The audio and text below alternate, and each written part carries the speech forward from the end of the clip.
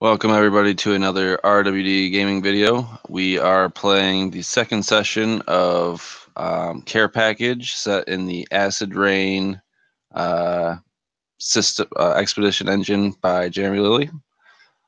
Tonight I'm playing with these wonderful friends of mine who were with us in the last one. So I'm going to go ahead and hand it off to them for intros, starting with Phillip there. Hey guys, I'm Phillip. Thanks for running this game, Baron, and thanks for creating this setting and rule set, Jeremy. You are playing Mouth. Oh yeah, sorry. I'm gonna be playing Mouth this session, just like last session. Jose? Hey guys, my name's Jose. I'm playing Crazy Joe, who's pretty much a instant criminal. And yeah, man, definitely thanks for running the game. It was a lot of fun. And thanks, Jeremy. Like, you came up with like a heck of a set, bro. Jeremy? Hey everybody, I am Jeremy. I am from the YouTube channel, the Erasmus Expeditions. It's full of kind of games like this and other different varieties of systems and settings and whatnot. I'm also 1/3 of the podcast, The Dudes of Yore, with my friends Jeff Doty and Chad Nick. Our third episode just dropped last week. It can be found on the YouTube channel, The Dudes of Yore. So tonight I'm going to be playing for the second time Pops. He's kind of an old crotchety bastard who's really, really tough and an excellent driver. Looking forward to it. And last but not least, Dave. Hey folks, Dave with Mournblade Gaming. Tonight I'm going to be playing Rex Payne, also known as the King of Pain. He is, well, he's also a mean bastard. Yeah, looking forward to kicking some ass, finding that key, and shoving it in a dark place. Glad to be back, guys. So yeah, this is an adult game with adult concepts set in a setting that's supposed to be adult oriented. So if you're not at least mature of mind, please leave now. As you know, Cadian's Keep is a prison isle where, you know, pretty much any criminal for anything is sent here regardless, and it's a pay-per-view show. The better the ratings, the better the people that are causing those ratings. So you guys in the last one managed to stir up quite a bit of ruckus for a third-party gang. I called you guys the outsiders, but that's not necessarily what sticks. You guys managed to collect the care package that had been dropped, and it revealed to be a sponsorship, and the terms of this sponsorship were vague at best. So the party, having just got done with a serious gunfight with the lieutenant, a longtime adversary of the group, and personally Pops, you managed to gun him down pretty viciously, but he deservingly, while Pops has been left with a pretty severe wound to the upper shoulder, torso area. The last request before leaving off was for medical attention for Pops. So to kind of start us off there,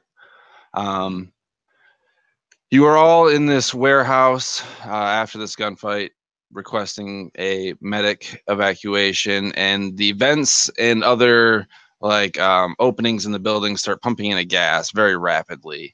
You will all be very aware of what's going on with not much you can do about it, as you all kind of like fall into a lethargic, catatonic state. You can mildly perceive around you soldiers, but a little bit more high tech, if you will. Very, you know, pinpoint strategy. You guys were out of that building and into helicopters and taken to a location you are unaware of very quickly. I I guess your perception of time could have been distorted through whatever they had hit you with, but you have kind of just a foggy memory of being transported, being in a hospital, and it kind of goes dark after that. Pops, you have a faint memory of two men standing above you. One, you cannot really remember his face, but the other, the teeth, big forehead, and yellow hair give it away as the person you very much despise, Archie Shaw, the host of tonight's Cadian's Keep. You guys all kind of awake in a room that seems sealed off. There's an obvious door. It's kind of like a porthole door with a large, like, flat screen embedded in the wall next to it. And you guys are kind of all like positioned around a circle table, coffee table of some sort, kind of like just a beaten up couch garage setup somewhere. And you're all kind of, you know, laid out in any particular fashion.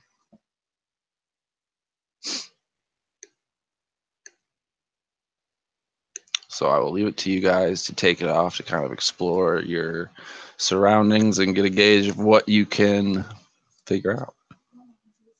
No, I'm good, thank you. Pops just sits bolt upright suddenly. What the fuck just happened?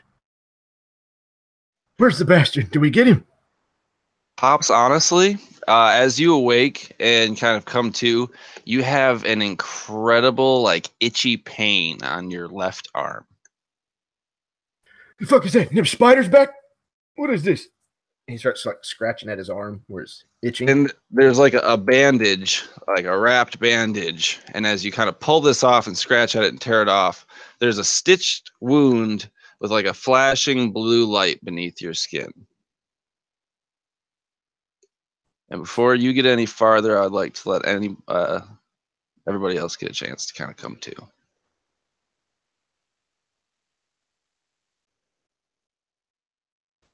So, you see Crazy Joe just leaning against the wall with his feet laid out, and he would get up and start freaking out for a second. He would be like, "What the hell's going on? Where are we? What happened? Is Pops okay?" And he would like start looking around.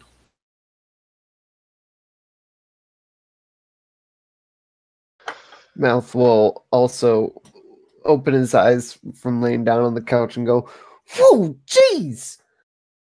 Joe, did you drug our drinks again? Man, you gotta tell us." I didn't do anything. Not this time.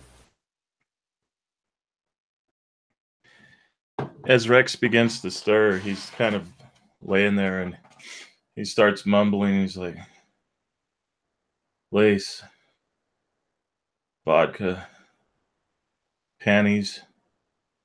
And his eyes pop open and he looks around and he's like, and he reaches down and he grabs himself and he's like, and he kind of looks to the side like he meant to do that. Where's my damn vodka?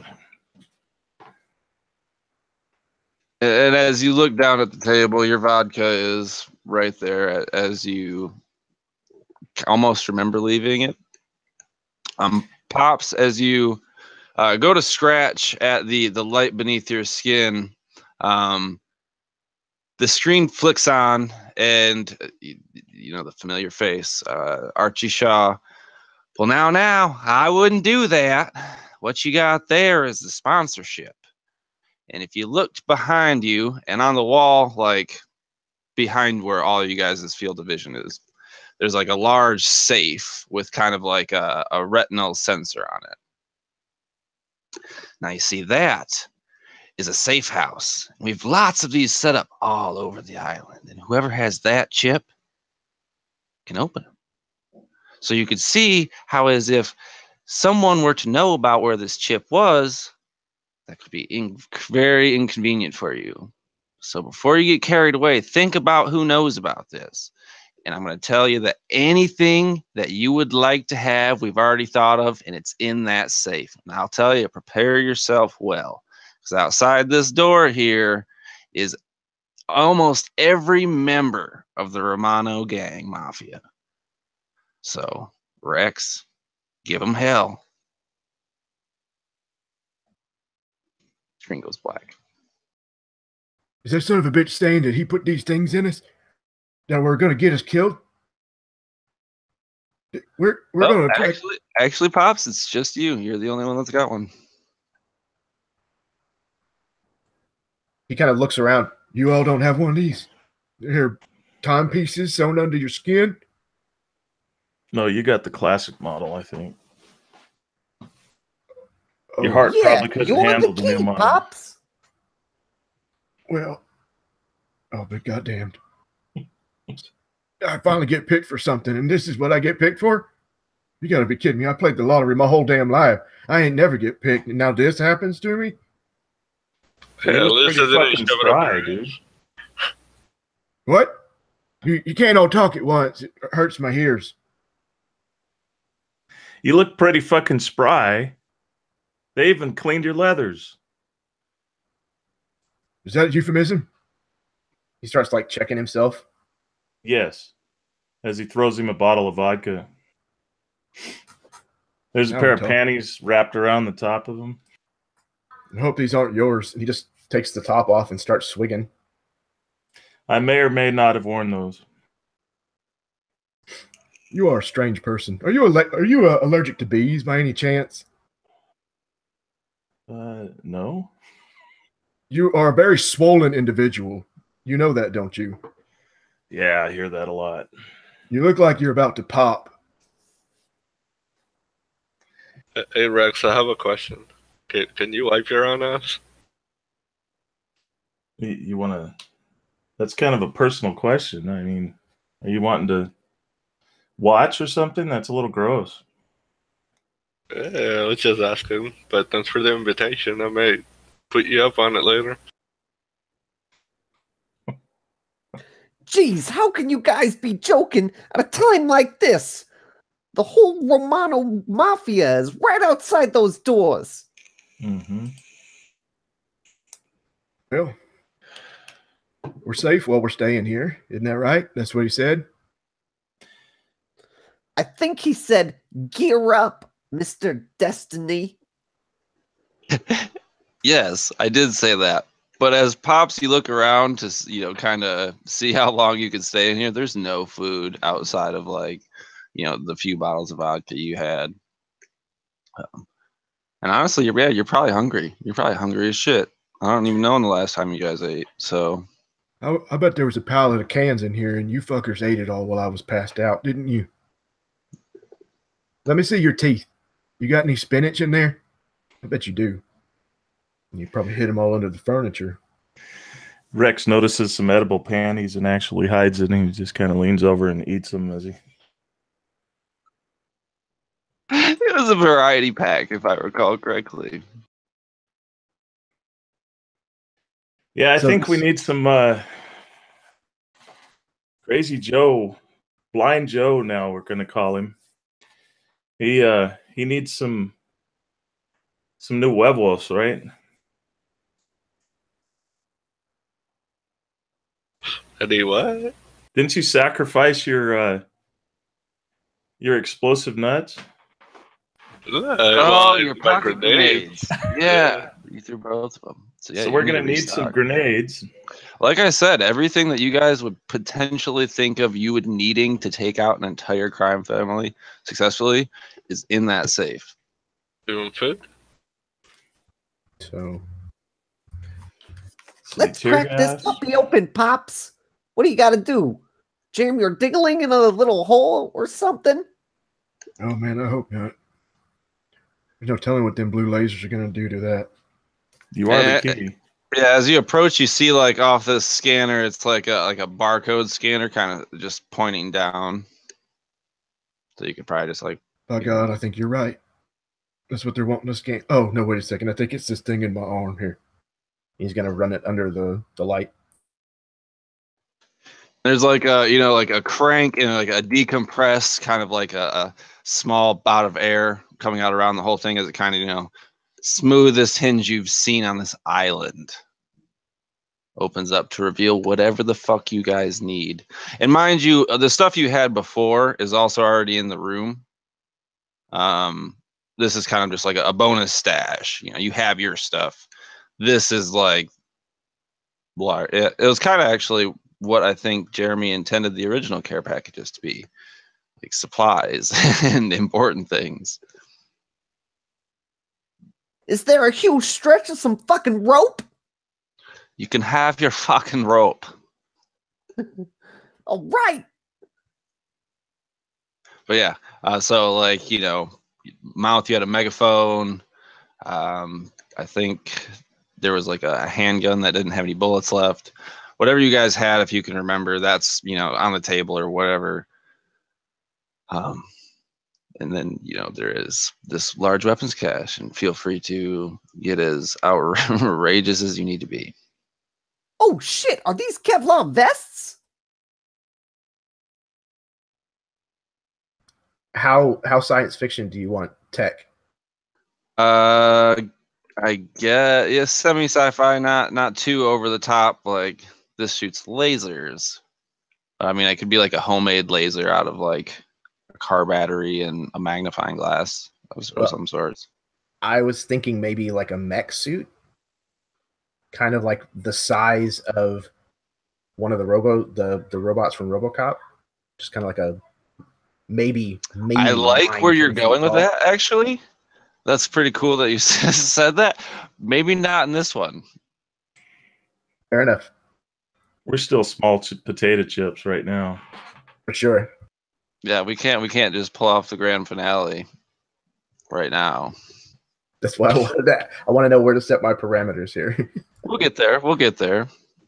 So That might be Chris next and episode.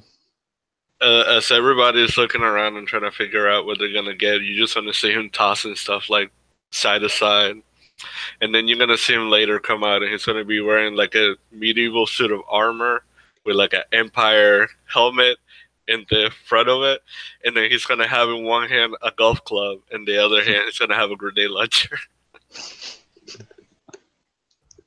Yeah. Oh God, Jose. It's pretty intimidating, actually. I'd be terrified. Jesus Christ, Crazy Joe, what are you gonna do with that? That's Joe, the stealth model. Hey, I'm shiny. Pops is going to come out in about half a suit of like riot armor because he couldn't carry the whole weight of the entire suit. So he comes out with like just the helmet and the front and back vest parts. But he's carrying a long like piston with a tank on his back, and he shoots like a flamethrower, a couple of spurts. Oh, yeah. I used to use one of these back in the day. I think I could remember how to do it.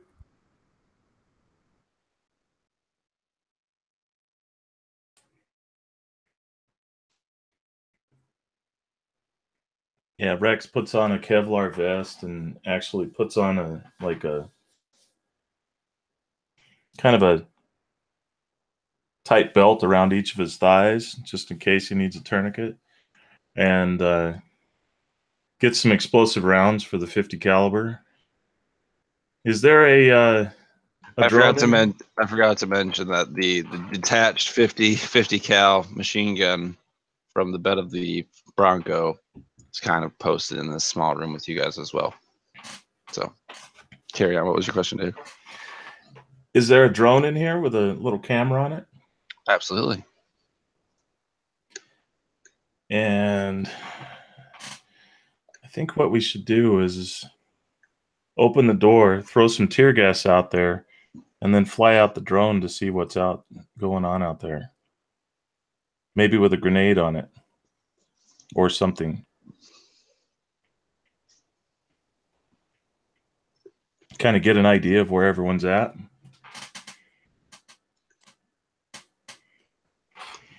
So we can get pretty much anything, right? Yep, absolutely.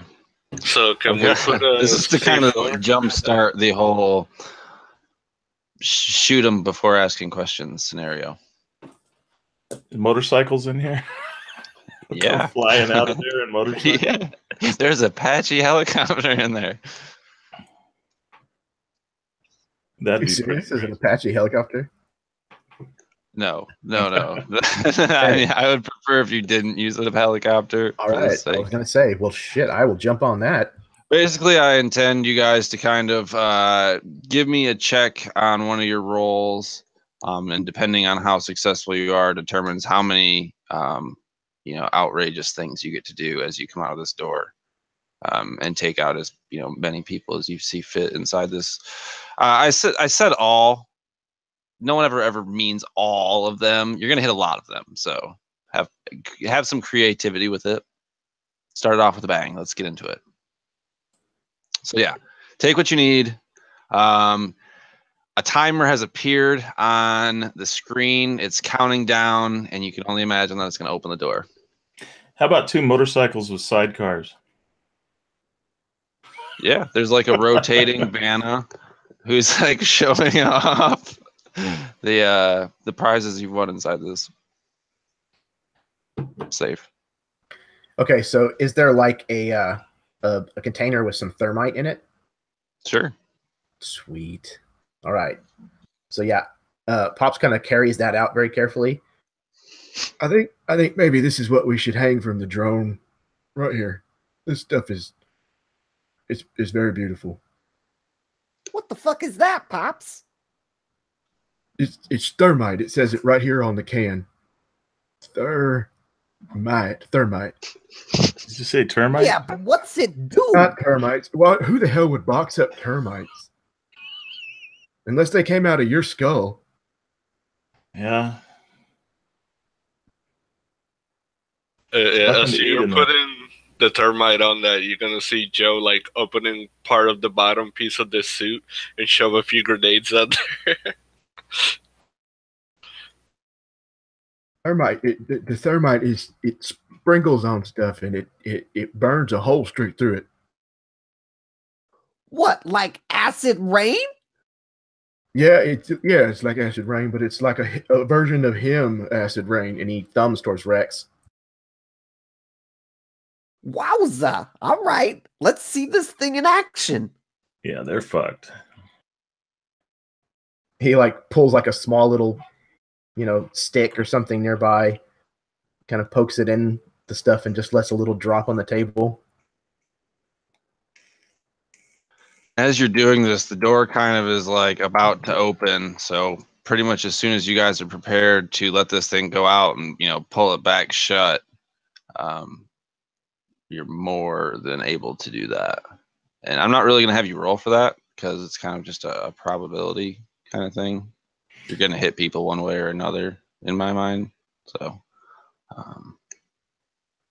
as this drone exits the room and you guys slam the door as quick as you can, you hear the slight sound of gunpowder.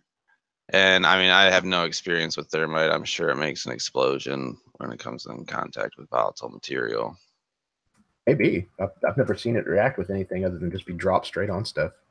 But, so yeah, this is probably just like erupted into the vicinity of the room. And you probably hear a mix of like destruction and cries of terror and pain, muffled, of course, through this door that is conveniently blast-proof. But we do have a camera on there, and we're watching what's going on with the drone. Yep. Yeah, for this drone, for the intent of this being successful, was indestructible. And you definitely see like a blast radius around it. And there's people that were fried out instantly, like cinders of them remain on the floor. But there's also people that are ducking behind like pool tables. As far as you can tell, this is kind of like a pub, a larger pub, maybe one of the bigger ones in the area, with multiple pool tables and like bars and stuff. And you can see people kind of poking their heads up. And you can definitely see a couple guys scrambling out to try and get the hell out of there.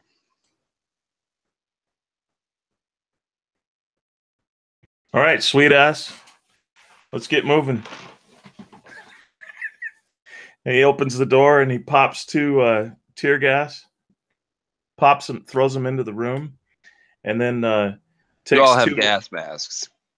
takes two more flash grenades, throws them into the room, and then just picks up the 50 cal and just locks and loads and basically starts walking into the room.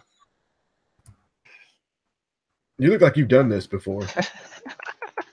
Everyone is so done this before? disoriented. Did you just call me a name? I can't hear you in this thing.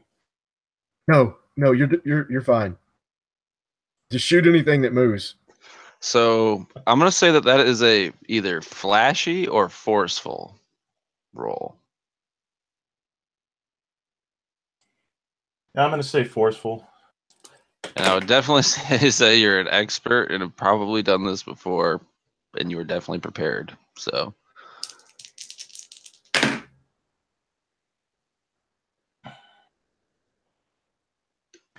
All right, so I got a 6, a 5, and a 3.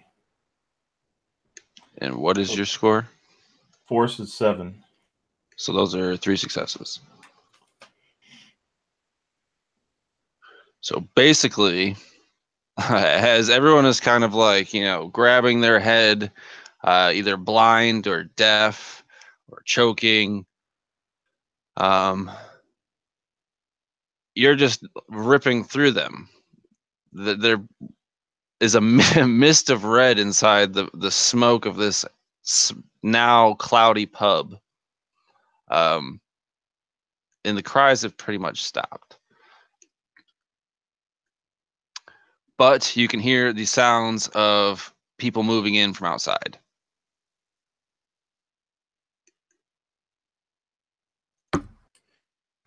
It's more motherfuckers that are going to die. So if...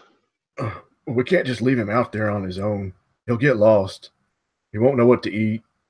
He'll drink water out of puddles in the street. We've got to go after him. So basically, you guys have managed to take this room. I kind of figure someone will take one door, tell me what they want to do creatively wise, and then someone will take the other door, and the last person can be getting the car or taking a vehicle of some sort. So please, use the landscape available to you. So I'm clearing left. So I'm starting to clear left if you poke your head out and see where I'm going. yeah, Crazy Joe's gonna run in there with his bat, just screaming to the right side, and he's just gonna bash the first person he sees with the golf club. So yeah, absolutely. Oh, shit. I'm following the guy who knows what he's doing. I have a riot shield and the gas mask on, and I'm slowly coming out with the gun right on the side of the riot shield and going to kind of follow in the footsteps of Rex Payne. So yeah, you guys are kind of moving together up the left side here. There's a door as you come out this passageway. The bar is over here to your right. There's a door to your left where you guys are walking to, and there's a door in front of you that you kind of have to walk around a raised floor. So the right way that Jose is going. Pops kind of finally pulls the gas mask down over his face and starts following. I guess he'll follow the other two for right now because Crazy Joe's crazy. And he thinks he might see a car kind of through the smoke that hasn't been blown up and riddled with bullets as bad as some of the rest of them. The open door gives you the detail that it is daytime. The sun is out. It's not like noon. It's a little bit later in the day or earlier in the morning, but this is a bar, I guess, on a prison island. The sun's out.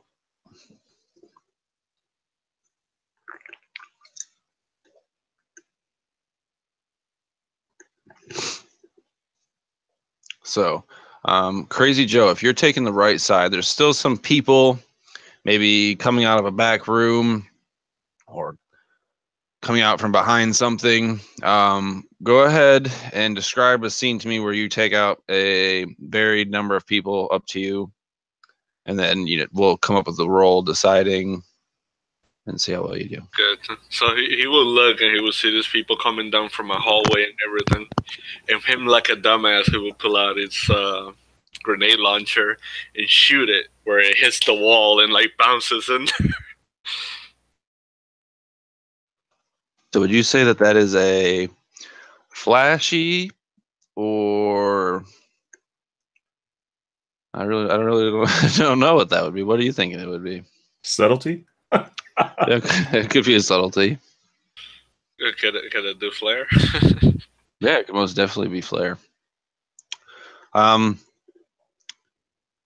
ahead and roll 3. I'll give you guys the first one. It's hard from here. I got 3 successes. All right, so yeah, you managed to you're probably blind from the suit of armor you're wearing. Maybe you catch your leg on something, so jerks you to the side as you fire this grenade launcher, and it conveniently hits the top hat of the fucking snare drum that they got going, and it right into the room where everyone's coming from, and they all kind of turn around, and it people fly out comically, and the structural stability of this hallway is now compromised, and sunlight's coming in, and you maybe lift your visor, and I was like, oh. Yeah, he would lift his visor and be like, oh shit, and he would look at it and turn around and just start running the other way. Back to with the rest of the group? Yeah. Right on. I mean, you have successfully neutralized one of the choke points of this room, so. As you guys are approaching the leftmost door, you can kind of see outside, and there's definitely a row of nicer cars. I'm sure you could definitely get a better look, but you definitely see a fuck ton of just random people. That would be an issue. So either mouth or pops. What is your plan? Pops, as of right now, is kind of scanning all of the cars that are around, trying to look for their getaway vehicle. He's a driver. He's always thinking about that. That's his plan for escape. So he's going to kind of trust the other guys that he's with to kind of take care of the long range stuff. If anybody comes running up to him, he opens up the nozzle on that flamethrower and just barbecues them. But he starts heading towards the car that he's spotted.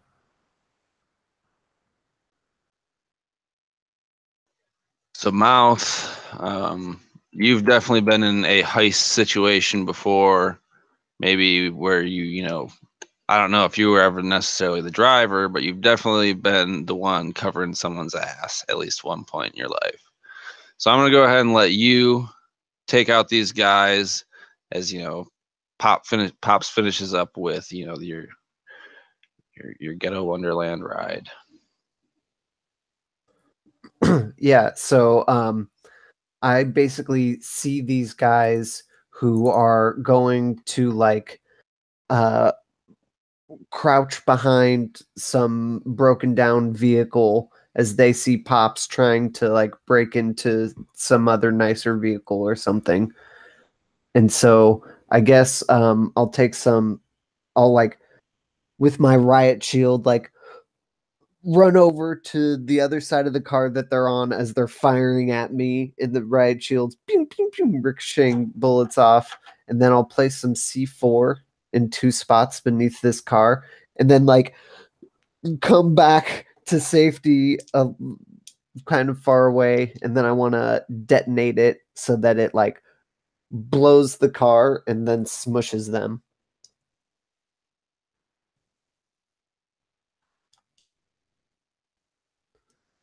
I'm thinking that's maybe a subtlety, or yeah. Well, I guess I'm not trying to really be subtle. Yeah, I mean, I don't know. What are you going for? Control, maybe I I can see know that. precisely where to put them on the car so that it would blow up such that it smushes them rather than actually like hurting them from the explosion. Righto.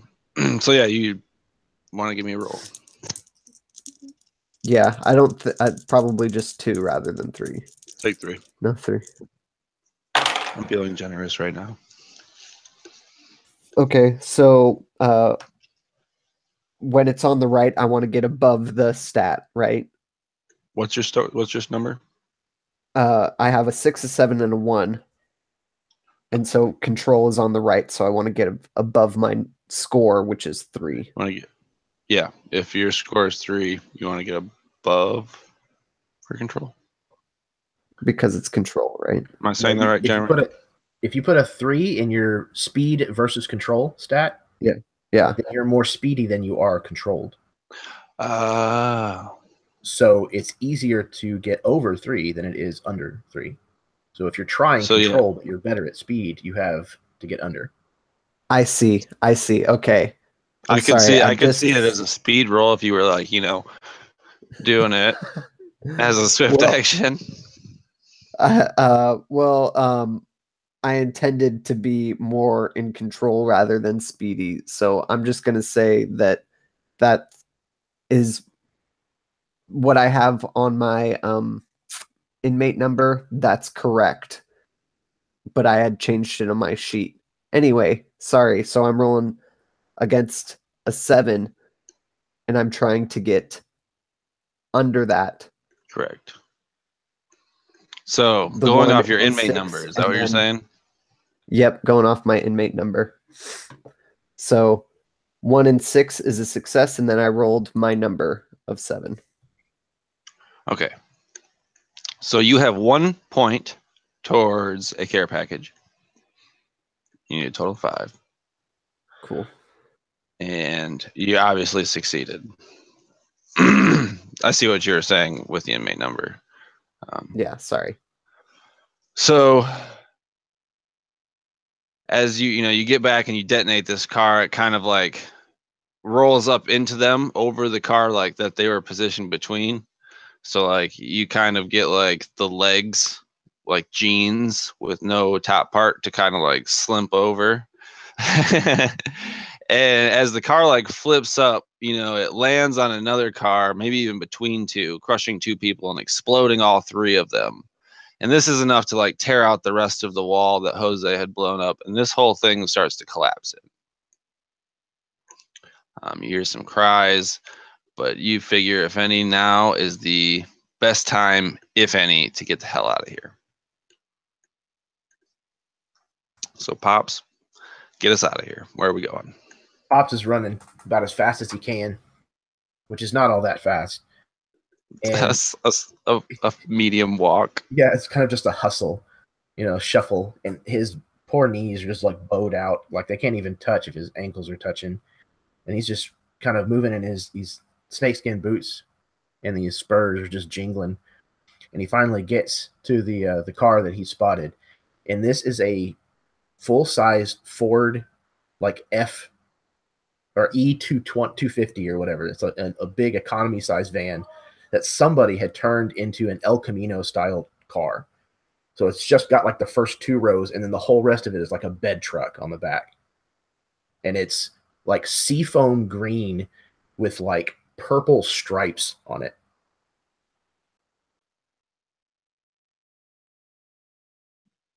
Righto. And as you guys kind of all hop in your various means of hopping in, Pops kicks her into gear. I don't really think you need to roll for that unless you feel obligated to. Imagine he probably just hotwires it, but if you want me to roll for it, I would love to.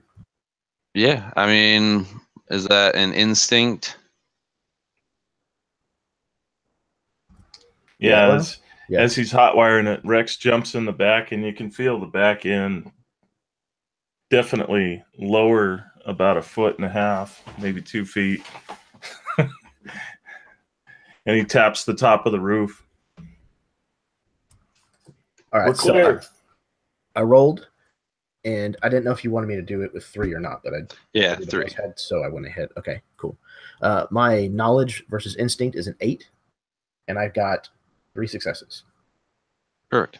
So yeah, it's not even, honestly, it probably takes some people longer to tie their shoes than it takes for you to do this.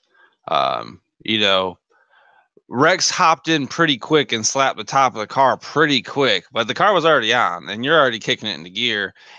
Someone's probably just now shutting the door, one foot still on the ground. You did this with one hand while putting it into gear and swift motion.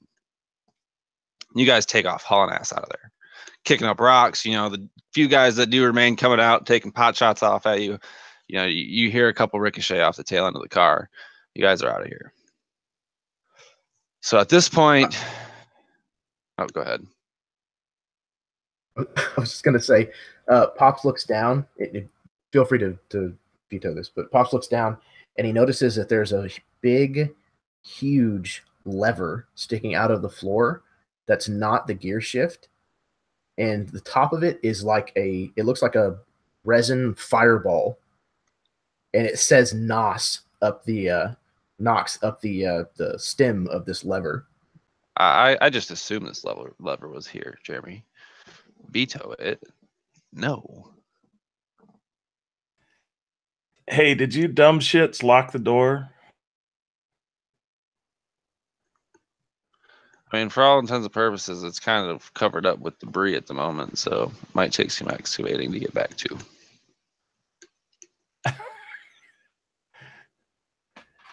That's We just took all the supposed to be good our stuff hideout. anyway. It's fine.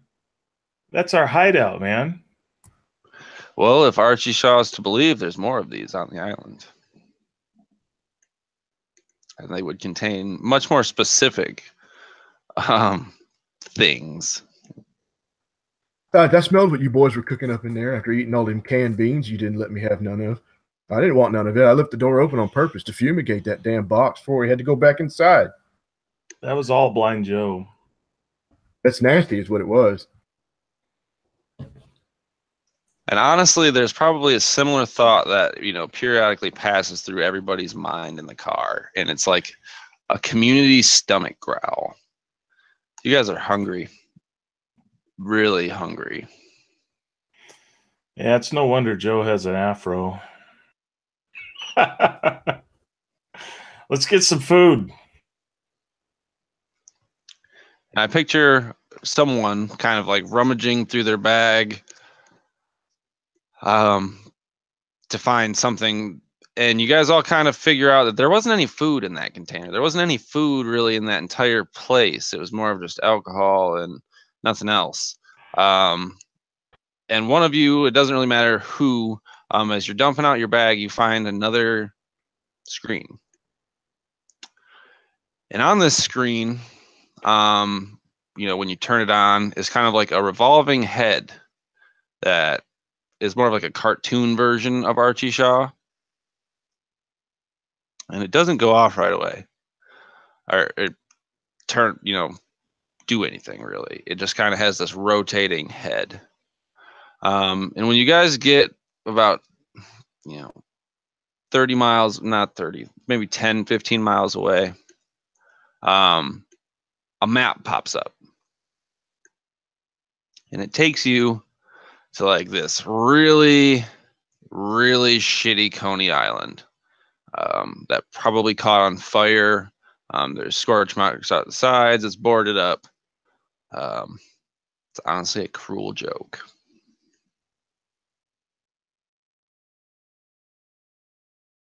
You think there's still food in there? If it's maybe still good? I think Crazy Joe would be like, I want food, and he would start pointing with his golf club, They serve like chili and stuff. Yeah, I mean, surely some of that was canned, right? Well, carnivals kind of creep me out, but I guess it's worth a shot.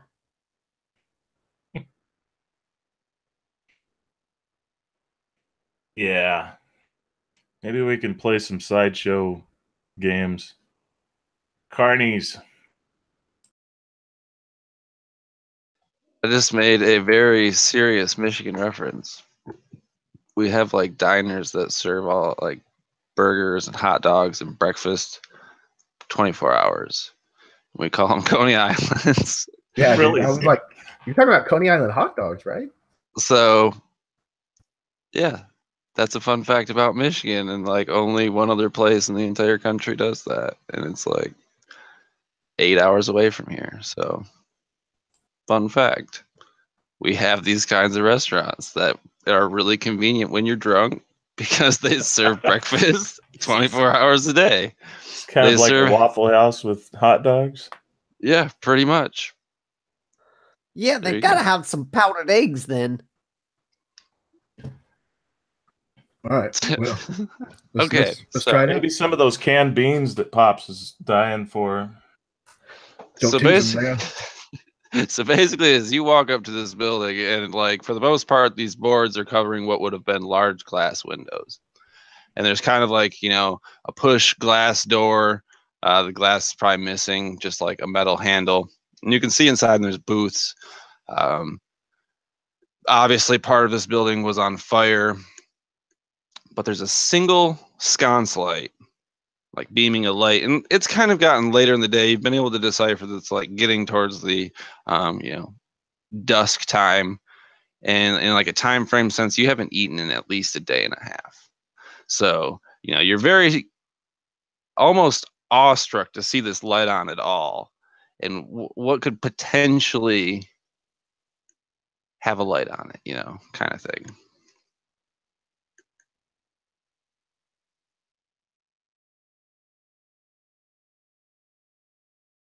Well, I'll pull up. I don't think this thing's gonna fit through the drive-through. So I'm gonna find a parking space right up front, right here. You boys ready to go inside? Ready when you are. The scent of a savory burger, or like a hot stack of pancakes or something. You guys haven't smelled food this fucking good on the island ever. You smell that? They're cooking. They've got food cooking in there. Not like we have to eat it cold out of a can. It's gonna be hot, boys. Then I was just saying that like Joe would like not having food for a while, and he would just start like stumbling, trying to get out of the car and start running that way, and all you hear is this metal armor clinking. Pop Oh says, shit! Now you've set him off, Pops. I forgot he was wearing armor. Crazy Pop says- Lancelot. Pop says, "Oh shit! Oh god, they've got coffee. I know they've got coffee." And he like just jumps out of the car while it's still kind of coasting. And he kind of stops and reaches back in and has to fumble with the park, and then taking the keys out, or well, it's not keys, it's hot wired, but trying to actually disconnect the wires and turn the engine off.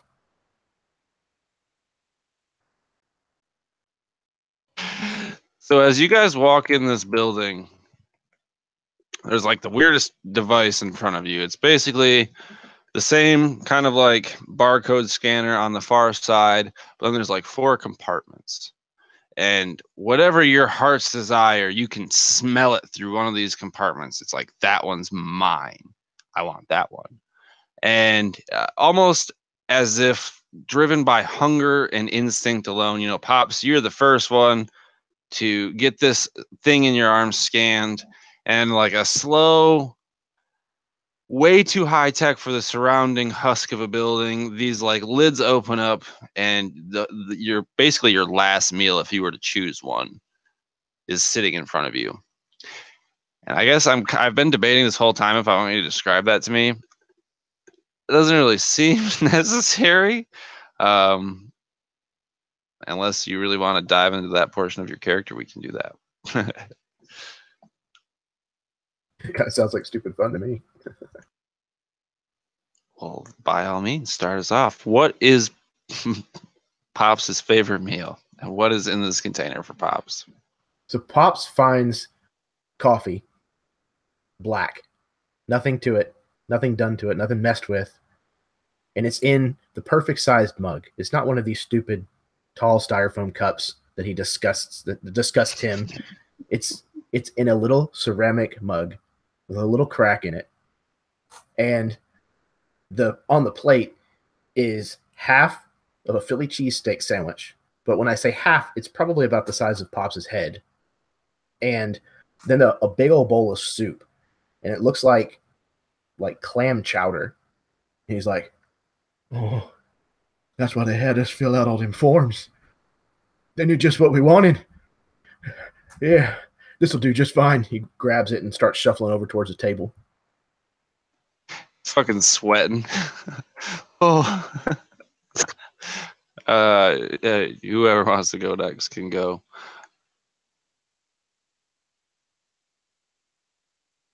So Joe is pretty much gonna like open this little compartment, and he just sees this big plate, and he starts going like, "Oh!" And he starts taking up his helmet, and all you see is like a big plate, pretty much with like French fries and nacho cheese on top, and nuggets, and all kinds of like creams and chili cheese and shit. And he just grabs it and starts shoveling in his mouth. And when he turns around to look at everybody, he just got crap everywhere, all over his face, his hair, and he's just like Smeagol, like.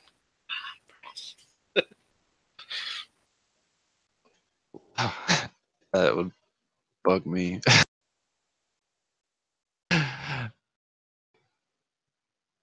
Rex, what is Rex eating? Rex has probably 2 compartments. Yeah, Rex has one that has a big plate of eggs, sunny side up, a mess of bacon, hash browns, sausage. There's pancakes on the side. There's blueberry syrup on the side, a whole bunch of butter. And as he picks that one up, he grabs the next one, and there's a carafe of milk, a bowl there, and then a box of Mr. T's cereal. As he goes walking over to the, well, it's just the straightest face you ever seen, and he sets it down, and oh, I forgot the coffee. He goes back and gets his coffee, and then sits down, and he pours the Mr. T's into the container, and he pours the milk on it, and he just leans over it, and he just starts smelling it.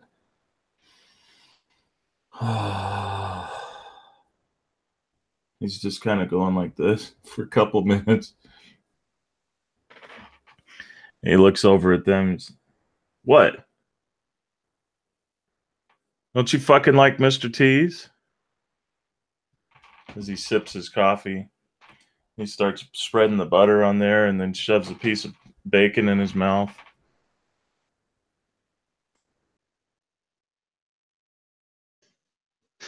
Finally, mouth. As the rest of the gang is stuffing their faces, Mouth is kind of staring at his box because he knows what's in there already, and he can tell by the smell. He smells basil. He smells freshly grated Parmesan cheese, and he's kind of tearing up. And he opens his, container and sees a plate with spaghetti that's been cut up into bite-sized pieces, 2 giant meatballs with the best tomato sauce ever, and he can't believe it, and he dips his finger in and he tastes it, and he can't help but have a tear drop as he doesn't know how, but this is exactly what his mother's spaghetti was. And he is overcome with emotion as he digs into it, and just kind of like sits in silence for a brief moment, which you guys you're not used to, as he quickly just eats it all up. That was easily the most heartfelt answer I have ever heard. and such a small thing.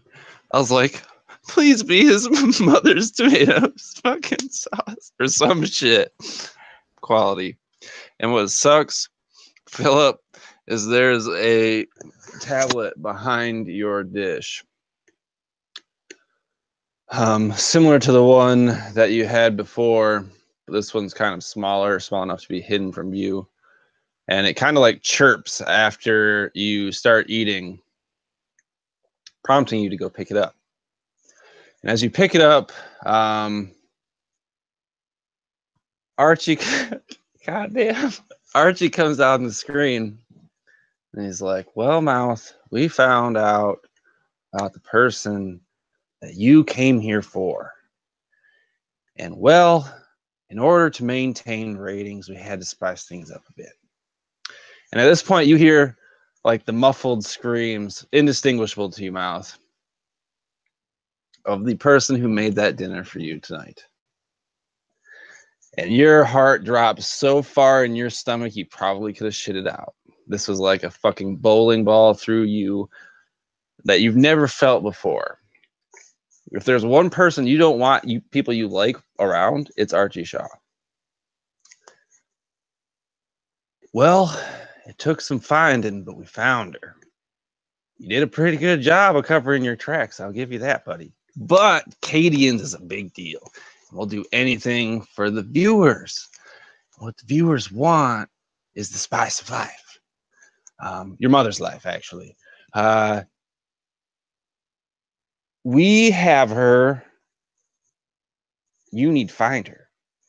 And actually, the tablet that I gave you earlier will tell you the location. And you should probably hold on to that tablet.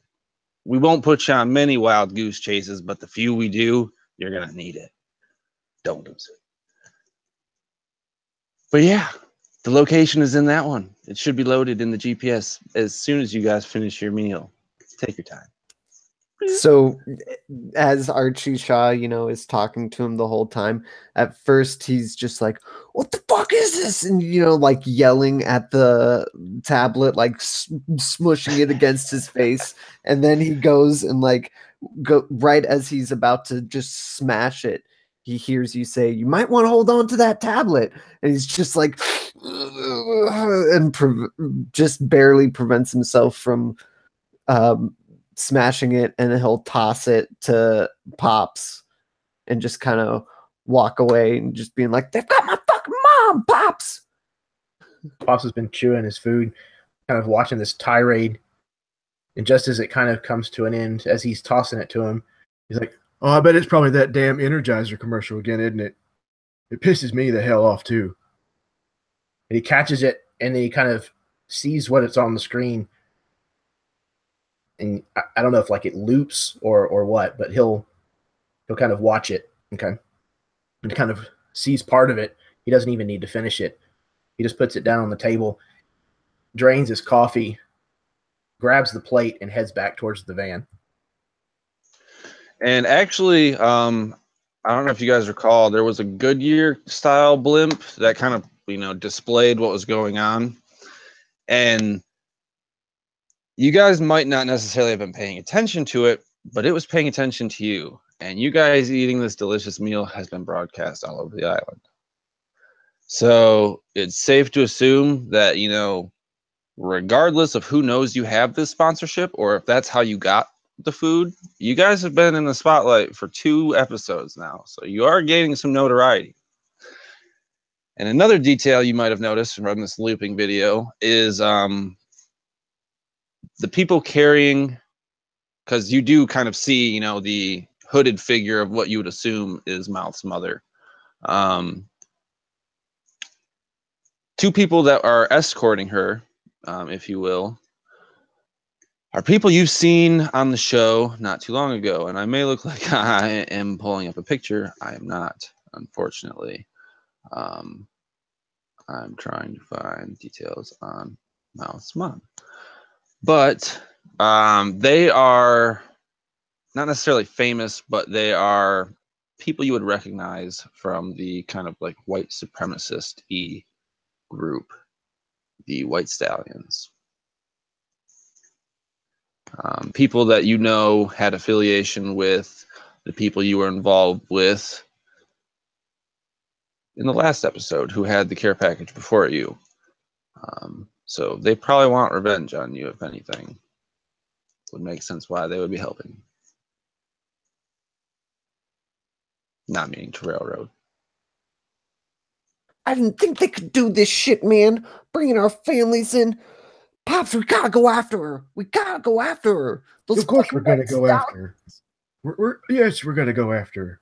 Your mother is a fine woman, Mouth. I just want to say that now before things get awkward later.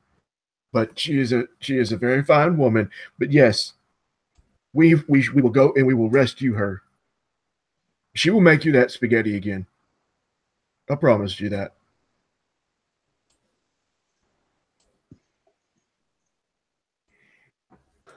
Mouth probably wipes some of the sauce around his mouth, like in and like, licks it off longingly. Rex is actually finishing the bowl of cereal, and there's milk running down his chin. Drops the bowl on there.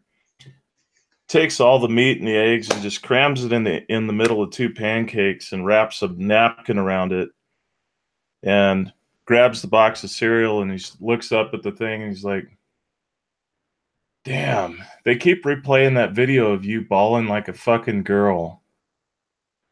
And he walks out to the car. Fucking Rex looks over and just slowly goes back to eating his food. Oh no, I'm grabbing I made my stuff into like a sandwich, and then I'm walking out ready to go, but I'm taking my food with me. So Joe would look at Mouth and he'd be like, "Don't worry, buddy, we'll get your mom." And then he would like lift his golf club and he'd be like, "Joe is here." And then he would like look at the tablet like he's trying to like Jedi that shit, waiting for somebody to throw it at him.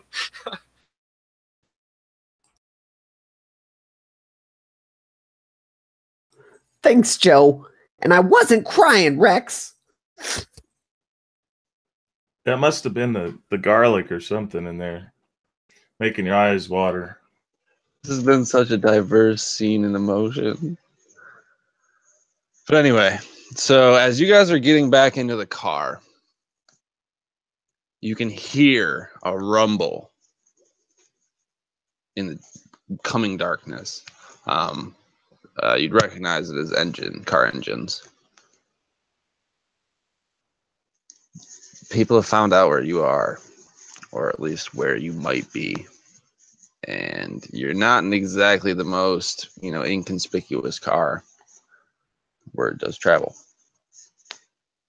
What are you guys doing?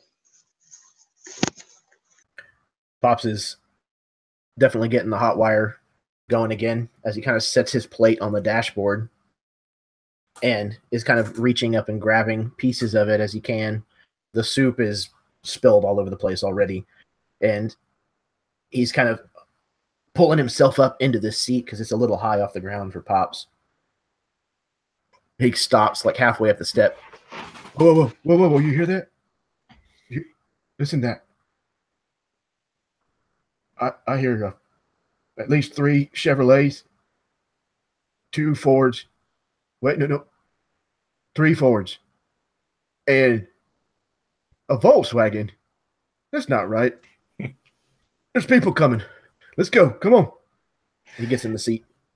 And Rex comes running out with the booster seat to shove underneath Pops. It's got a cushion in it, by the way. Joe's gonna be like coming out with his plate. He's still shoving food in his mouth. He got the helmet like open, and then he's like, fuck this shit. No, they're not getting none of this. And he would throw his plate on the floor and start digging down his pants and pull out like 2 grenades and just pull the pin off and throw them inside the building and run out. And I'm going to assume Mouth jumps in the car as well, at least for now. So you have the kind of smaller tablet that's looping the video that played of Archie Shaw, and the other one was kind of in the back seat in the middle there, and that's slightly larger. That's the important one. The smaller one, for the record, I mean, it's important for now. It's motivation, if anything. The big one is the important one. That's like your map, or will be, at least, as far as you can tell. And when you get there, there's a new location kind of blinking in the distance. For those of you who've been on Cadian's, what is the time frame that we're working here for how long you've been here, each of you? Some longer than others. Were you all shipped here in the same container? I think Pops has been here a long time. I think he's probably been here at least a decade. And I think a long time for Pops is like a lot longer than it is for anyone else. Definitely. I think he got sent to prison before Cadian's Keep was even a thing. He was like one of the initial transfers that actually came here. And of course it was Grand Theft Auto that got him. Among, the various other Grand Theft Autos that he would be. Yeah, there was a stack of them. They hit you with a book of Grand Theft Autos. How long have the rest of you been here? I don't think Rex has been there very long. I mean, probably a couple weeks to, a couple months at most. Okay. Days kind of blur at this point, so he doesn't necessarily know for sure. True. When life's a party. I think Joe's been in there for like 6 years. So Joe's pretty much adapted to this environment at this point. And Mouth? I would say you're... I probably... go ahead. No, what were you going to say? Go. I was going to say, just in the way I set things up, it's almost like you've been here for a moderate amount of time, but relatively short. So, yeah, probably like a year and a half. And within the first 3 months, I kept like trying to ally myself with these groups who I was like, I would think that their leaders were going to do well, and they just kept dying. And because I was a little cowardly, I kept surviving until finally I found Pops's group probably like a year ago. And then I was like, oh shit, this guy will keep me alive. I'm going to hang with him. Yeah, there's probably been past members of this group that probably didn't make it to the spotlight. For sure.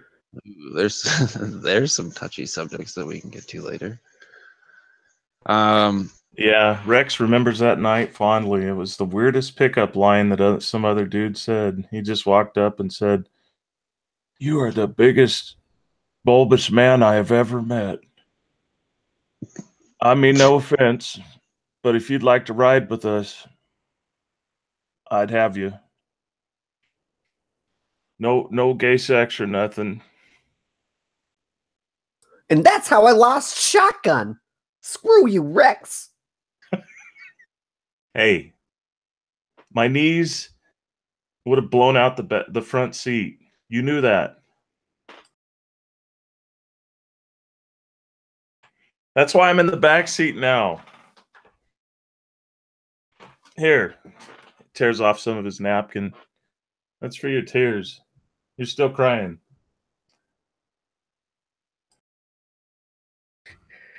Somebody please read that stupid thing.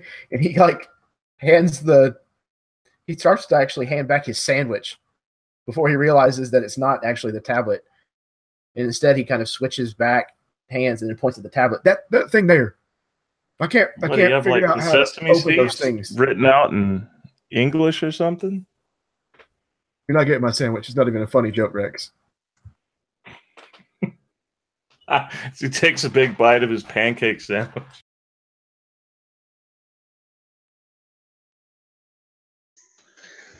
Yeah, let me see that. I'll try to tell him, navigate for him. So basically, Philip, I think you had left for a second. You have the smaller tablet that's kind of looping the video with your mom in it. that one's not so important, so you could have broke it if you wanted to. The important tablet is the big one that you had in the first place. That's kind of like your map, if you will. And that had a new location. Everyone hopped in the car, took off.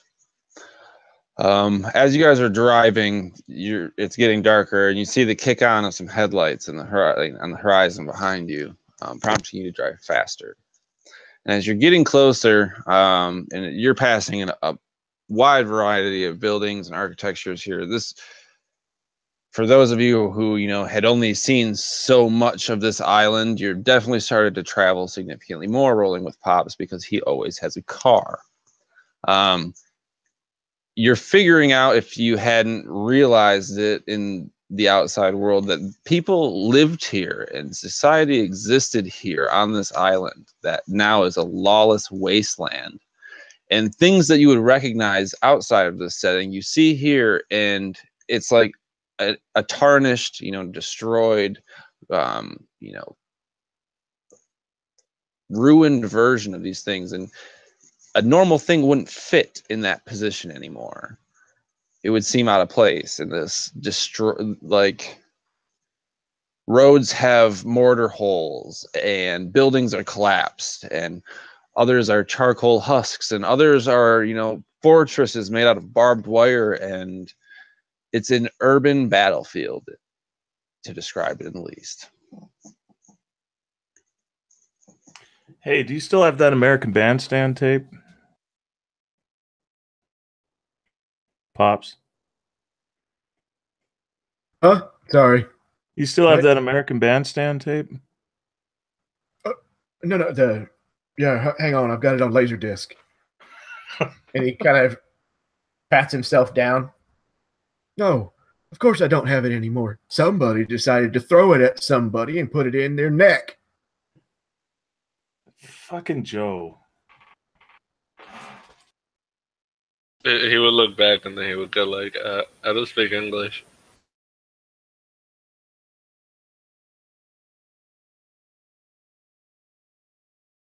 How far back is that car?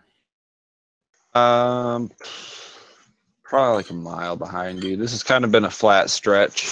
I picture there's like actual like a large city and smaller sub-cities that kind of branch off of this.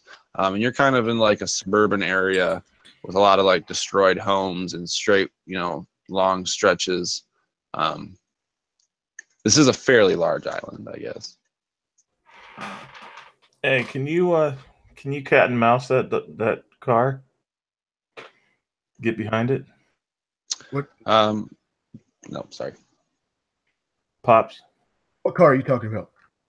That car that's following us. There's a car fault? And he looks up in the mirror. Yeah, so look in your fucking rear mirror. I guess I should get down, huh? Maybe. They might shoot you. Well, you can't see out the rear view if I'm... Well, all right. Big, bulbous, overgrown body is in the way. Yes, you're enormous. So he's like, he kills the headlights, and then kind of slows down just a little, and he takes the very next left that he can, kind of, having to dodge a taxi that's kind of cratered in on the top. Looks like a body probably fell on top of it, like in the middle of the street. And actually, like maybe you guys are like just coming down a hill. So like as you crest this hill and get out of their line of vision, you peel off. And you see the tablet kind of like recalculating.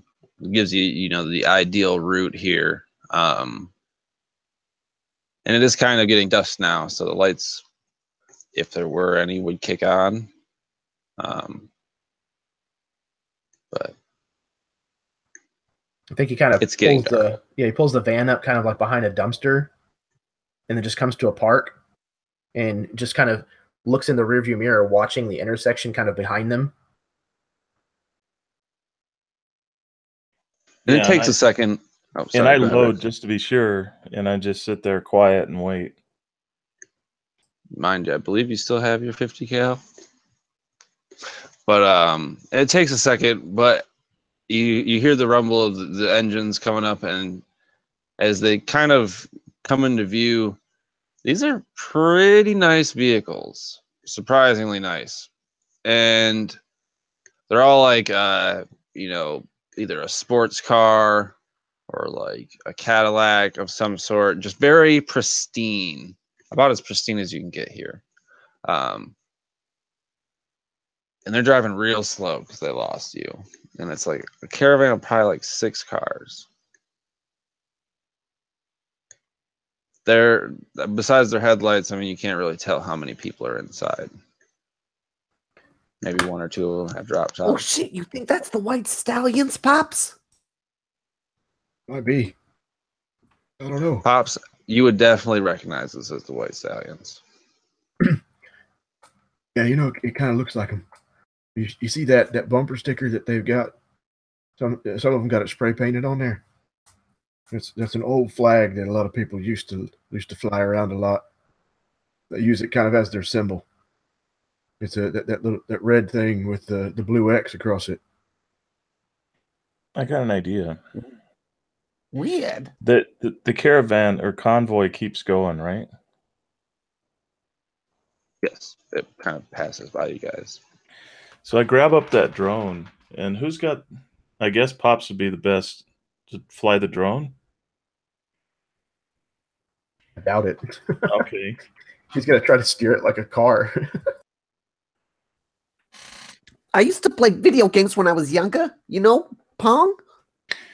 Yeah, throw one of these grenades on there. Fly that drone up underneath that first one. Flip it off, and then just we can blow up the front car. And then as soon as that explodes, we'll blow up the back car and basically stop that convoy. And then we'll just lay into them. They're in a straight line right now. Yeah, like an ambush. Exactly. What do you think? Do we know where they're headed? I don't know, but we need to move quick because right now they're moving down that hill. So here, hand you the controls and like, you still got one of those grenades? We got to move quick because or C4 or something, dump it underneath the first one. Joe, break this up. It's gonna call a lot of attention.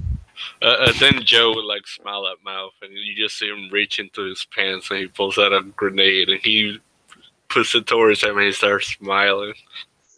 As you guys are kind of doing all this, they take a right turn, whereas you guys took a left. Same road. So they're now driving away from you. We may need to go after them if we want to do that. But I mean, if we chase these guys down, they're not moving fast, are they? Path to Mouth's mom is in the other direction away from them. If this means they won't be there, we can go pick up my ma. Let's go. all right. Yeah, let's go, Mouth. Where am I headed? He puts it into park, kind of slowly rolls out from behind the dumpster, not turning the lights back on. This way, down this road. And you see like the last glow of the red taillights pass beyond a hill, driving away from you. And that's when Pops will give it a little more gas and actually take off.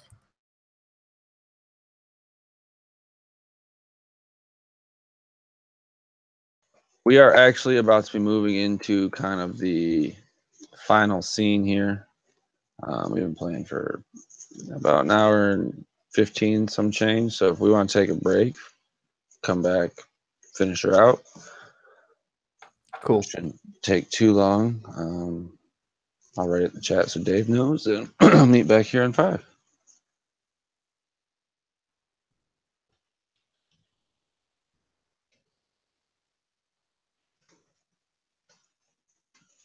Thank you, everybody, for tuning in. I have taken liberty to put all of my wonderful players' YouTube channels down in the description below.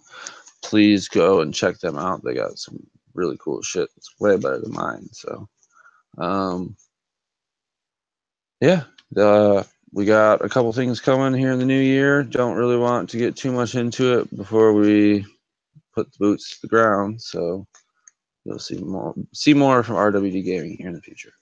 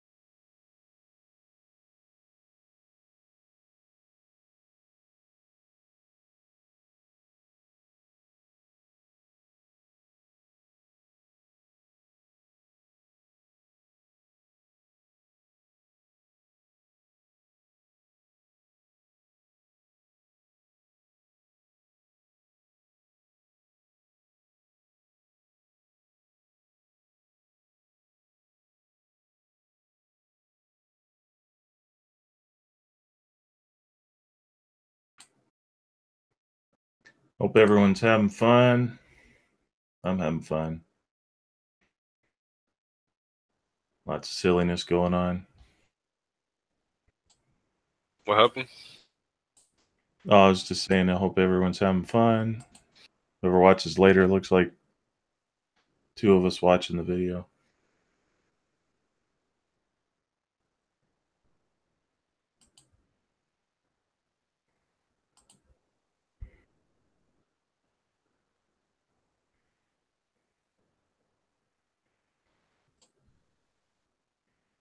Are you having fun?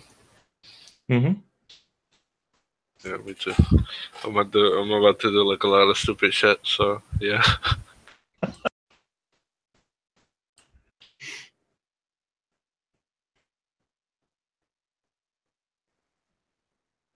So you nearsighted or farsighted? I have problems seeing from afar. So Okay, so you can see close to you? yeah. Yeah. That's me too.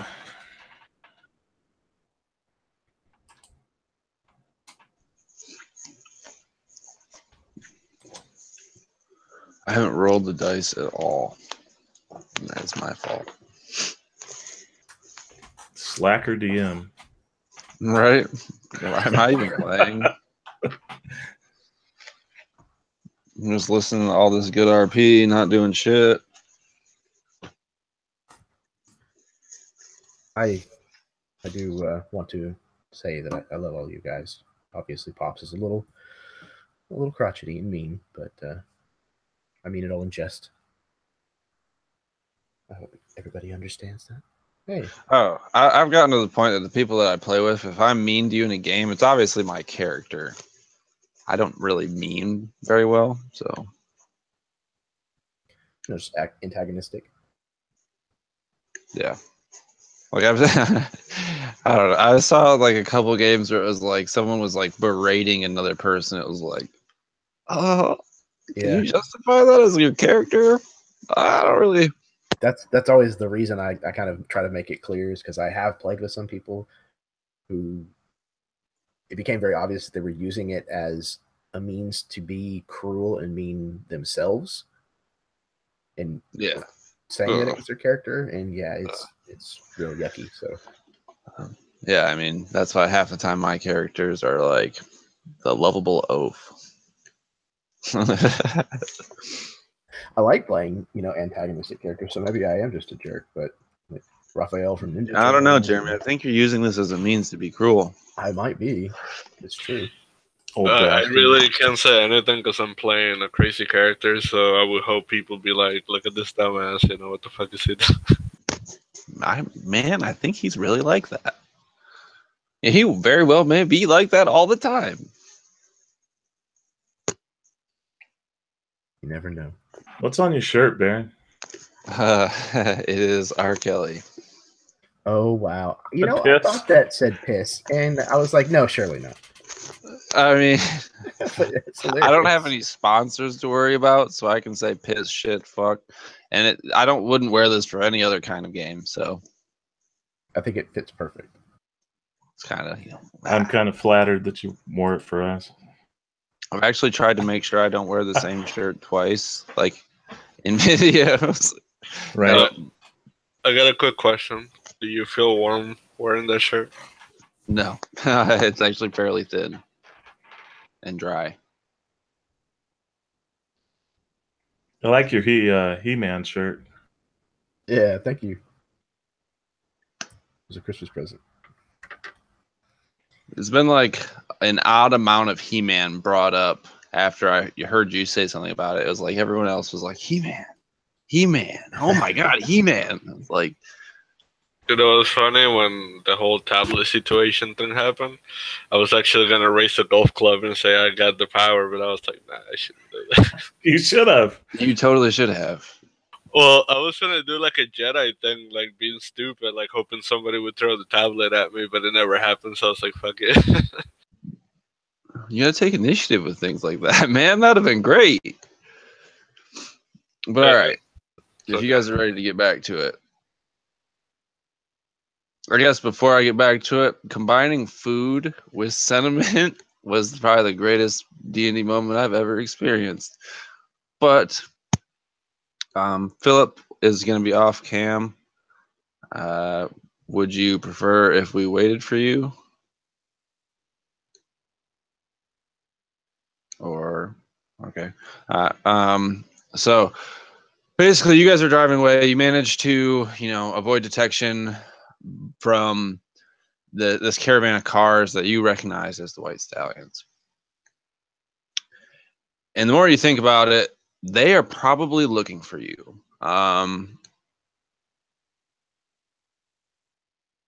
They had the care package before you did. You've had no good interactions with them at all. They're probably not too happy with you. And they got Mouth's mom. So they're definitely up to something.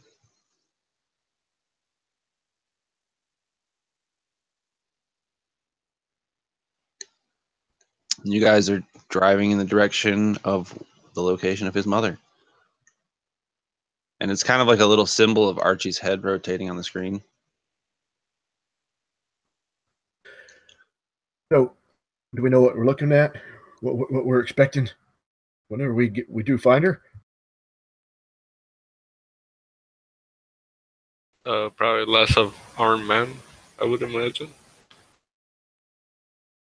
We're gonna bust in there. Rex and Joe are gonna kill every one of them motherfuckers, and then we're gonna take my ma, and you're gonna squeal them bitchin' tires out of here, Pops. That's the plan.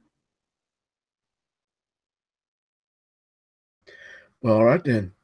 That sounds like a solid plan, Mouth. That's well thought out. Do we have any idea if they've? Well, of course they've got guns. What kind of guns they might have? I came very close to dying, and I'd rather not repeat it, especially so soon. Joe's gonna like pound on his like piece of armor. He's like, "Don't worry, I'll shield you." And then he's just like playing with his little gauntlet.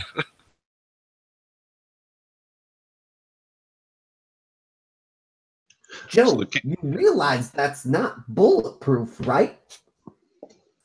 Don't lie to me, man. You don't know what you said. Okay. At this point, the camera kind of pans out on your car, and it's like this silhouette of your car as the sun's setting, and like the light of your headlights finally flicking back on your taillights as you drive away.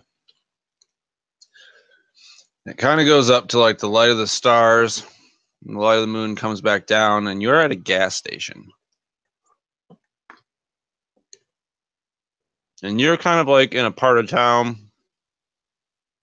where this gas station is also like a car garage.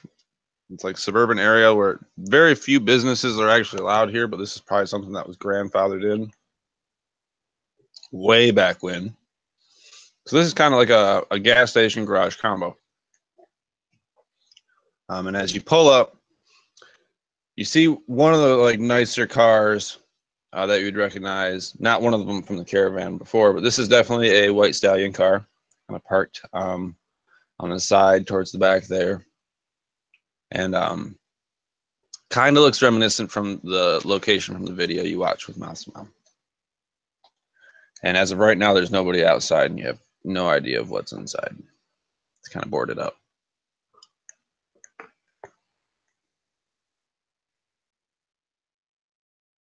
From the video, when they shot it, was it interior or exterior where they filmed? From the positioning, it looks like they were probably walking towards the garage area. Like you can see like the overhead door in the background.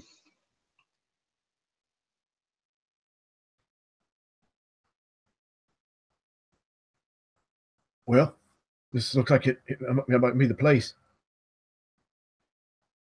How are we doing this, Mouth?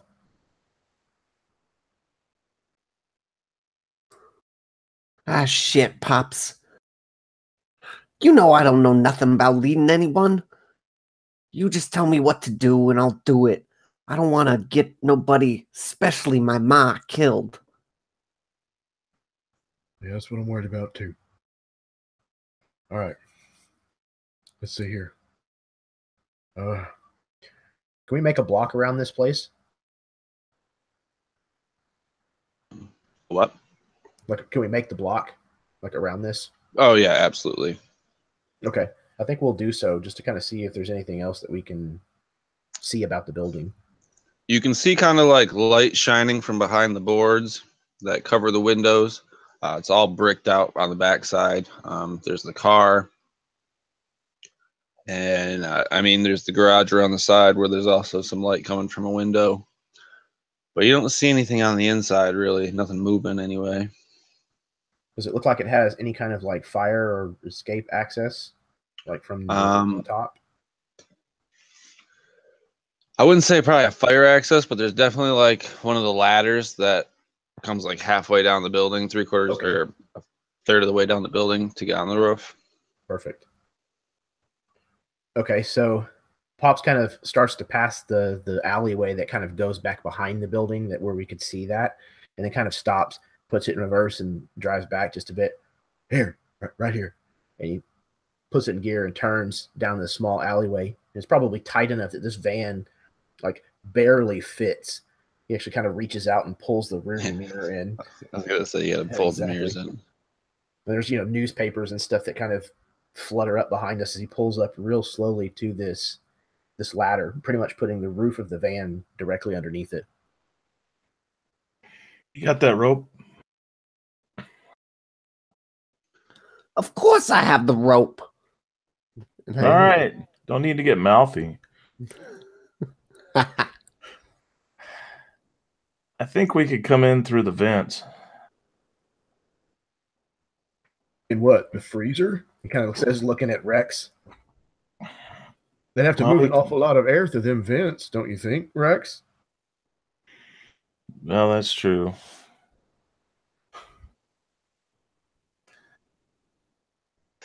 Biggest guy in the party suggests they go down the vents.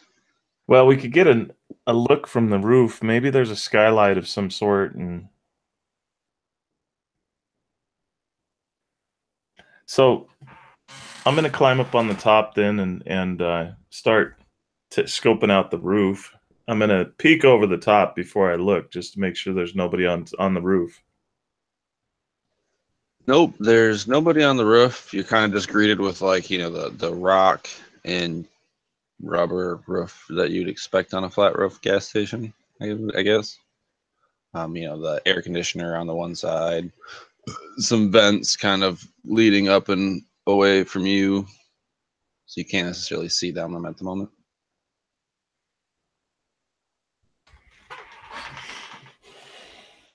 Yeah, and there's no skylight of any sort. No, not in my mind, but that's cool. There's probably like like the toilet fan, Mm-hmm. bathroom fan. Yeah, I'm not fitting through that. No, definitely not. But you do hear a little bit of maybe chatter. You probably can't distinguish it with the bathroom fan on, but how big is that AC unit? I mean, probably like 4 foot by 4 foot by 4 foot square.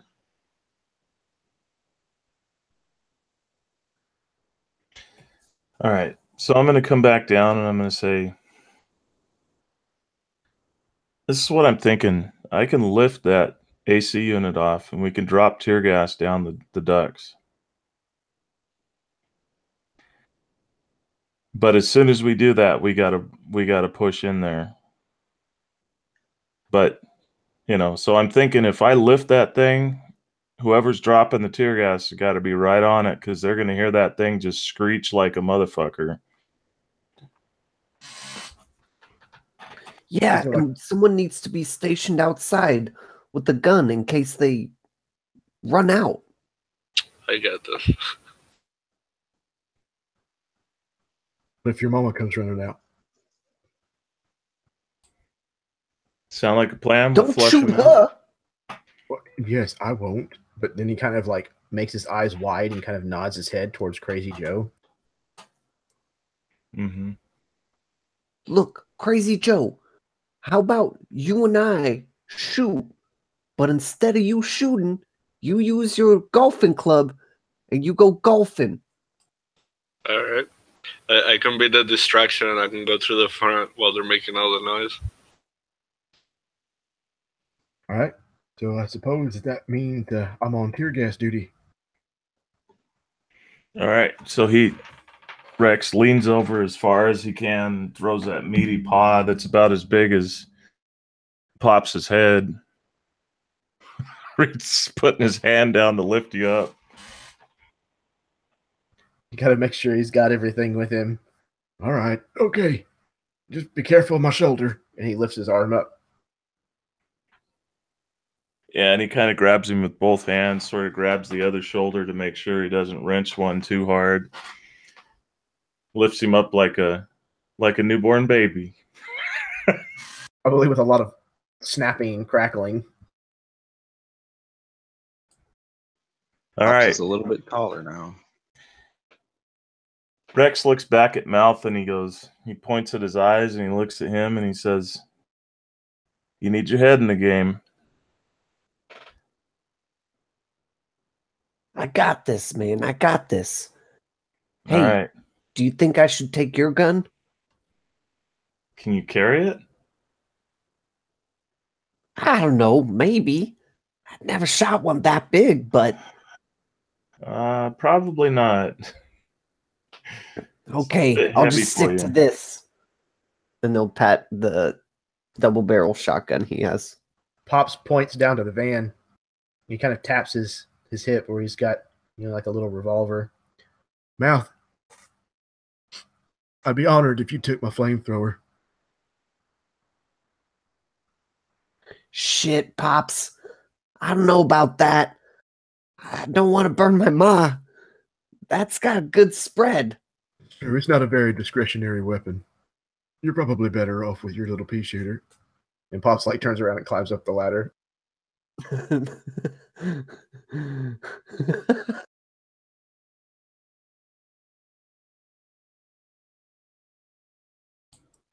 Joe, come on. Let's go get in place. He goes all right, and he puts down his little helmet, and he starts walking near the front where they're coming, and he takes his golf club and he starts tapping it in the ground like it's a hockey stick.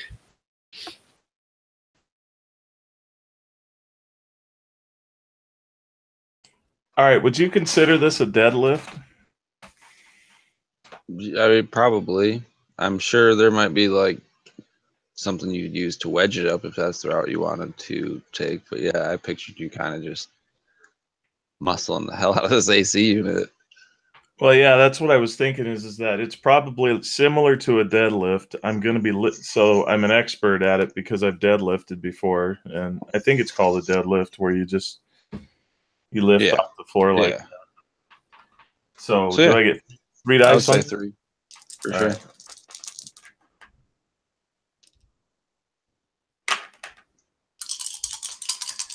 All right.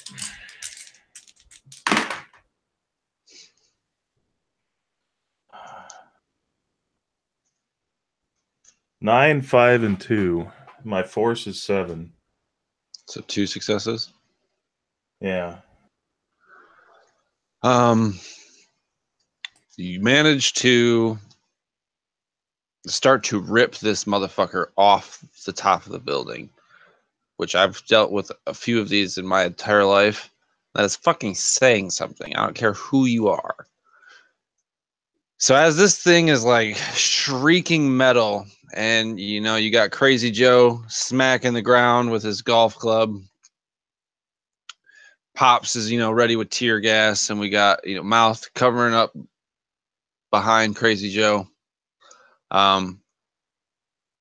As you're ripping this off, I kind of feel like the conflict kind of starts all at one time, as a dude kind of goes to open the door and he flicks a cigarette, and he is brought face to face with Crazy Joe and Mouth. So I'm gonna have it just go in the order of how it is on my screen. So Dave, you just went. I'm going to have Jeremy go, and then Jose, and then Phillip, and then the bad guys for this conflict.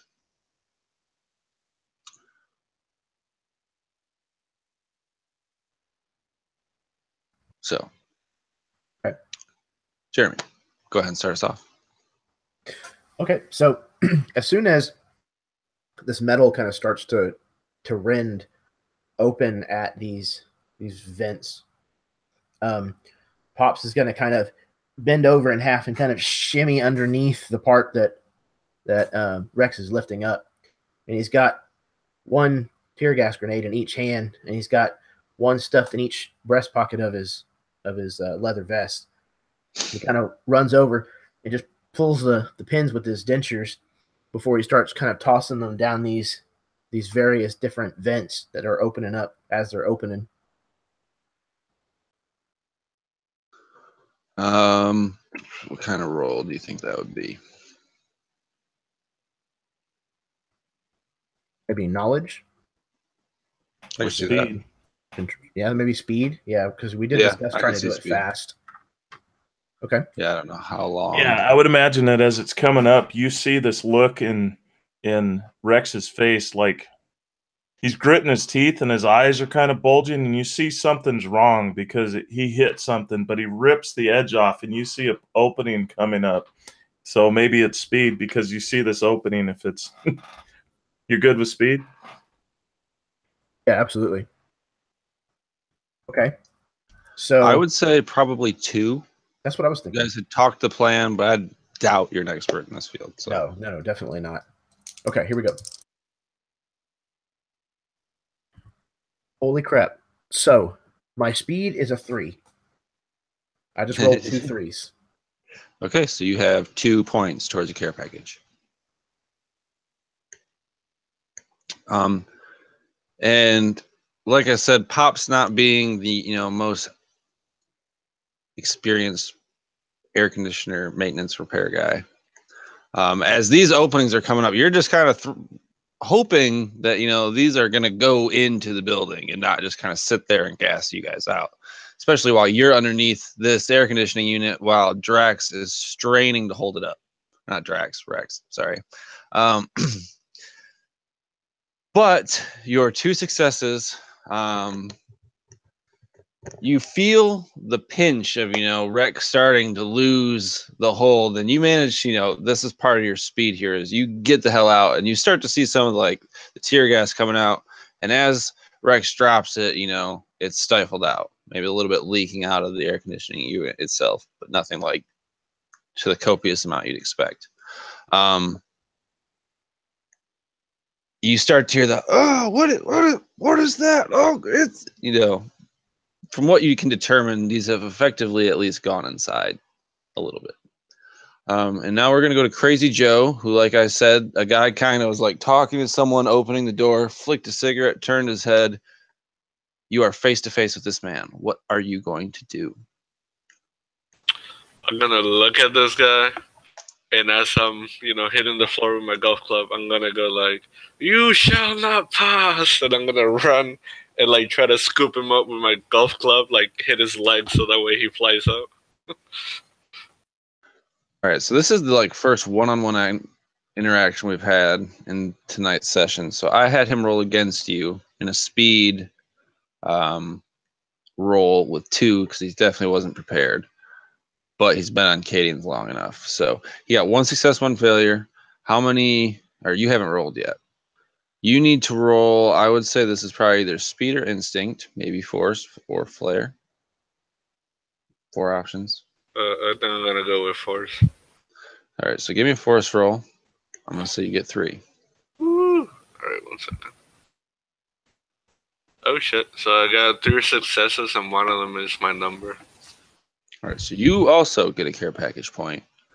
And you tried to trip him up, if I heard that correctly? Yeah, I'm just going to hit him in the legs and try to make him whoop. All right, so yeah, you definitely, smack him in the leg and basically rip him to the ground. I don't know if you blew out his knee or just gave him the most wicked Charlie horse he's ever experienced in his entire life. But you have crippled this guy he's on the ground. He's not dead, but he has cried out in pain. And as you can see through the glass, there's like a white gas kind of filling the room, blurring how many people you see inside. Gotcha. Mouth, your move. As Crazy Joe whacks this guy right in the legs with his golf club, and he falls to the ground. I'm just going to fire right on him as he's on the ground with my shotgun. Right in the chest. That sounds like a speed or instinct. Let's do instinct. Yeah, sounds good. That's like a rage thing. Yeah. Like how many you want? 2? Let me roll 2. I'm gonna give you Wasn't 3. prepared. Okay.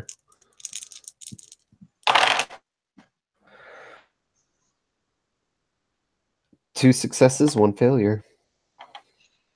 All right, so you weren't able to silence him before he let out a cry, but the pump of the shotgun has put an end to him fairly efficiently.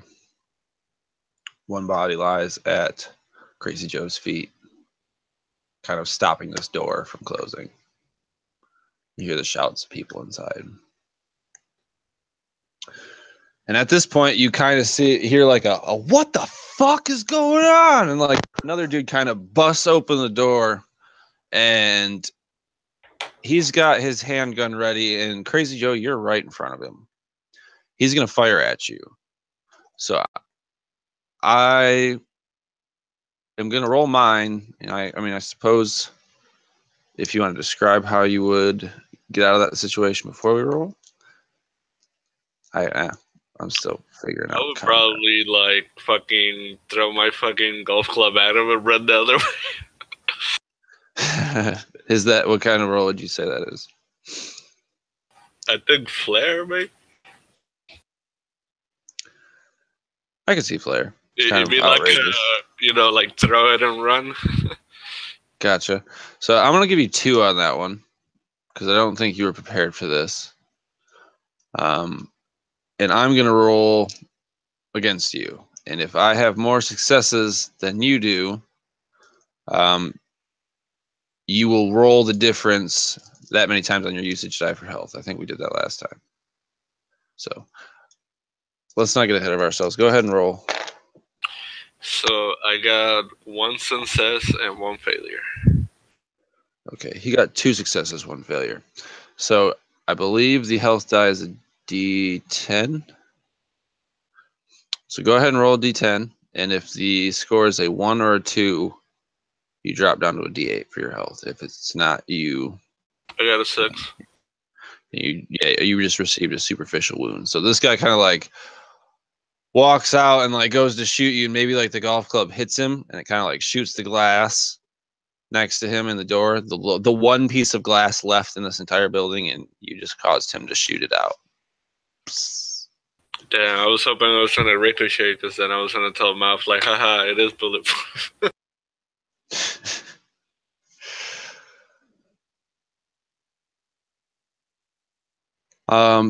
Jeremy asked if those of you guys who got hurt last time had been healed up. Yes, that was like your trip to the hospital there in the beginning. I guess I probably could have cleared that up better. Yeah, you were all stitched up and honestly healed significantly faster than you thought even possible. So, you can't really tell what anybody else is doing on the inside of the building. You hear a lot of coughing, maybe some doors shutting. And we're going to go to the top of the order with Rex. Rex realizes we're done and we never discussed an escape plan. And he looks at Pops and he says, "Jump on, get piggyback ride." You're being serious right now, aren't you? Faster the better. All right. Don't tell anybody about this. And he climbs on. All right, and Rex just starts running, and there was a back seat in that van, right? Basically a big, cushy back seat. And so Rex runs to the edge of the building and jumps off onto that as he grabs Pops' arms and just jumps down onto there. Which isn't, I don't think it's a big fall. No. Probably like for you being as tall as you are, probably like a 5-6 foot drop. Yeah, and this is probably instinct based on, I just didn't think of a... I would say instinct or speed. Yeah. So I got a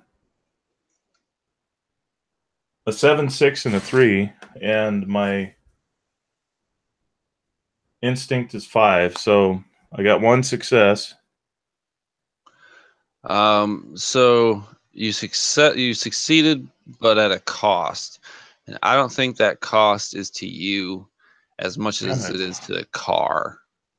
Okay. So as you kind of land in the back here, it kind of, like the suspension kind of gives out, and this is kind of now just sitting on the ground. At my back. That sound my back? What did you do, Rex? What was that noise?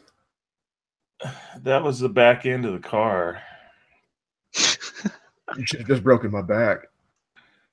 Just drop your legs, and as I lean him over the side, It climbs down. Oh my God, you've screwed the pooch. Well, shit happens. We got to get moving. All right, let's go. Come on. He jumps down, grabs the 50 cal, and just starts moving. I would imagine that we're going to move to maybe the other door. Pops definitely grabs the flamethrower, and yeah, he moves with Rex to the other door. As you guys come around the corner, you see like someone kind of like, actually maybe two guys, the one guy's like, he has like a beer or something that he drops, and you see him like coughing and kind of hacking up, maybe like throwing up even. Another guy kind of like pushing him over as he comes out and like going to throw up somewhere else. So Pops, what are you trying to do?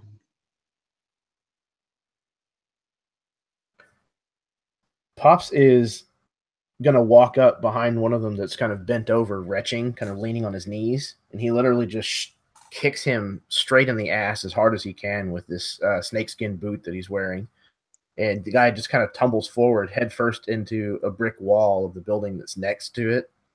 And just, boom, well, I can roll, obviously, to see what the success is. And then the other guy, he actually just comes up and clocks him right in the face with his, or he tries to, with his flamethrower.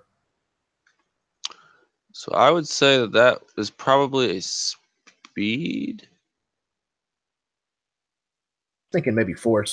Yeah, I was going to say other than speed, the only other one that I would see is force.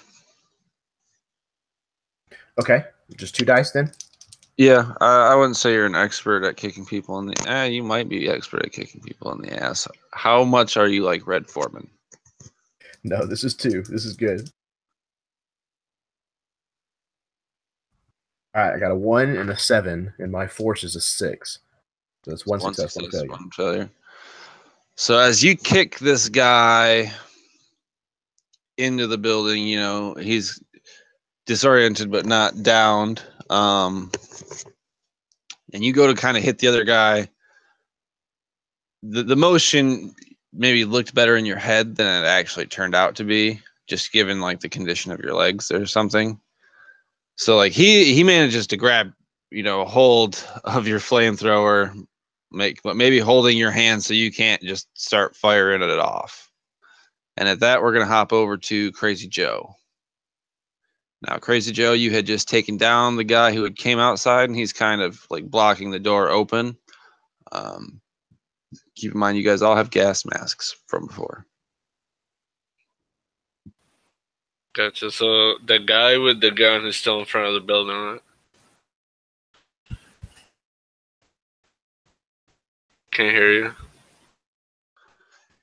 You got the guy that came outside this door. There's another door around the side where Pops and Rex are. But this guy you had taken down, and he's kind of like in the doorway, laying on the ground, halfway in the building, halfway outside.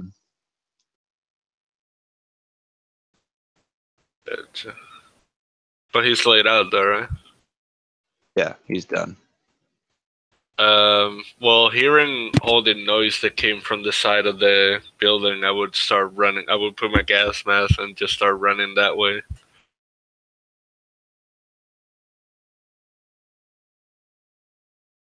As you come around the corner, you see Pops, holding onto, with dear life probably, his flamethrowers. The guy who is kind of like a skinhead white dude fighting with him. Drax bringing up the rear. I think Joe is gonna start getting in like charging position and start like kicking off, like dirt, and just gonna charge this guy against the wall. Okay, so I'm gonna say that, yeah, it's probably a flare. Flare roll to kind of come at this dude.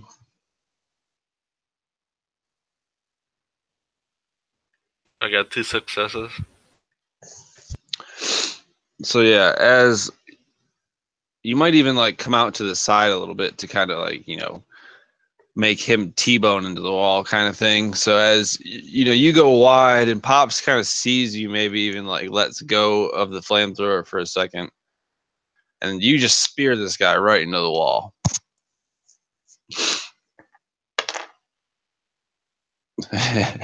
And he felt it. Yeah, I think after that I would probably like take his head and bash it against the wall like 2 times just to make sure. Plus, I don't like those guys. So. Well, before you do that, let's get back to Mouth, who is around the front of the building. What are you doing? Joe, where the fuck are you going? What the fuck? I'll put on my gas mask and open the door with my shotgun aimed inside, stepping over the body.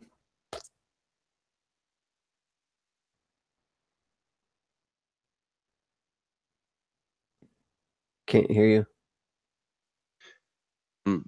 As you guys kind of all move into action here, you see kind of like the lights coming out from behind the tree of the blimp, with Archie Shaw's face on it. Well, ladies and gentlemen, this has been an action-packed episode. I've been left speechless, and we all know how much I love the sound of my voice. So, as you can see, the White Stallions have a very touchy subject for our good pal Mouth here. For those of you just tuning in, we are now at the exciting conclusion of Care Package 2. And Phil, as you walk in, you see, a bunch of people like bent over hacking, a couple people like fumbling with something that they can put over their mouth. Through their teary eyes, you can see them kind of like looking up at you, trying to aim at you, but I'm sure you are kind of like a shadowy apparition to them.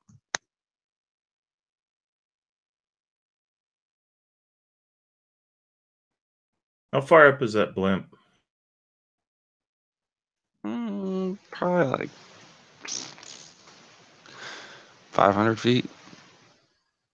Yeah. How far does a rocket launcher go? Or a grenade launcher? I have no idea. Do we have a rifle handy? I mean, yeah, I'm sure. When I say this is like a blimp, I don't necessarily mean like the average blimp. This is a blimp that has to survive in Cadian's Keep. All right. So it's probably like, reinforced for the fact that you're not the first person that has had that thought. Okay. All right. So did Joe break off the guy that was on Pops? Yes, he did. And as of right now, I believe we were at Mouth, who had just entered the building. And open fire on those motherfuckers trying to put on masks. Righto. So that's knowledge or instinct? to know to shoot them? Yeah, sure. We'll do instinct. But how many you want me to roll? I would say 2. Cool. 1 failure, 1 success. So, all right, as you're kind of like open firing into this room, the thought dawns on you that, like, fuck, my mom's in here somewhere. So you maybe become hesitant as you're, firing. And though a few of your shots manage to take hold, your confidence in any of those being kill shots is very, very low. There's a hesitation in your action. So that brings us to the enemies. And the few that have managed to either work their way outside where Rex, Crazy Joe, and Pops are, you see probably about 3 at that doorway, gasping for air. And there is 2, Phillip, that you can see that managed to put gas masks on. Being as you are the only person in here that they can see, they're both going to fire at you.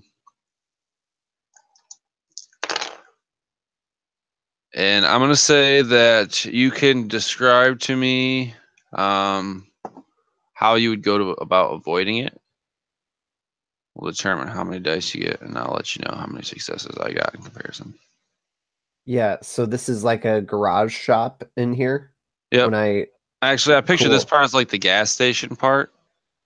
So there's like the old racks of all like the fucking potato chip bags and shit everywhere, wrappers and smashed cans. Yeah. So I go in there firing, and then I think I hit a few of them, but I'm sure a bunch of them duck behind, and I see that 2 of them have gas masks on. So I'm going to like just leap and roll behind some shelving units if I can. Maybe even the main counter, like leap over the main counter where the cash register would be to try and like get some cover. I'm gonna have to say that's definitely an instinct roll again. Cool. Probably Against 2. I don't know how. What's that? Is this against their attack? Yes. It's their turn, right? Yep. So I'm gonna have you roll 2, and the difference in our rolls are how many times you're gonna roll your health die. Okay. And this is instinct? Yes. 1 success, 1 failure. Dang. All right, so they only got 8s and 9s. They only got 1 success. So you're only gonna roll the health die 1 time. Okay. Actually, no. They tied you. So you don't roll it at all. I don't think. Okay. Yeah. Cool. They're firing right as I leap over. Pew, pew, I'm pew, sure. pew. Yeah, you hear like the ricochets off the bulletproof glass, as you actually there probably wouldn't be bulletproof glass. It's the distant age of 2012. So yeah, you manage to slide over the counter, and you can hear like the bullets like entering the wooden counter behind you, and it's like, man, if this was any thinner, this wouldn't do shit. And you manage to successfully avoid them. Now, the 3 that have kind of hacking and coughing come out onto the fresh night air are greeted with the sights of, Rex, Pops, and Crazy Joe. And they're kind of, caught off guard, just sheer from the fact that they can't breathe or see.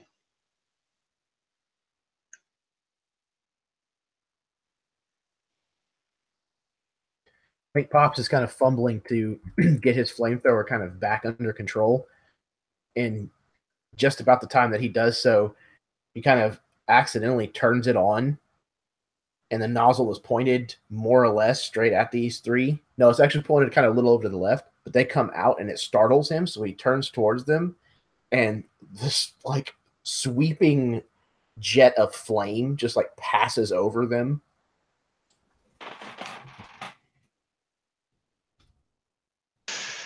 God, that'd be horrible. I'm gonna say that is either maybe flair or instinct. Just because you weren't like preparedly doing it. Yeah, I'll But say. at the same I'll say token, instinct, that's probably fine. 2 dice. Okay, yeah, I'm gonna go with instinct. My knowledge versus instinct is an 8, and I got a 7 and a 5, so that's 2 successes. All right, so yeah, maybe like the third guy was kind of like shorter than the 2 in front of him, so like a cone of fire erupts around the people in front of him and kind of, sear them on the front while he maintains his safety. We managed to down 2 of them. So the third kind of like hacking and coughing guy is sheerly outnumbered. Severely outnumbered. Pops kind of juggles with it a little more. Oh shit! Oh my god, that smells terrible! And he kind of turns the thing off. Well, I guess I'm sorry. It's probably not sufficient.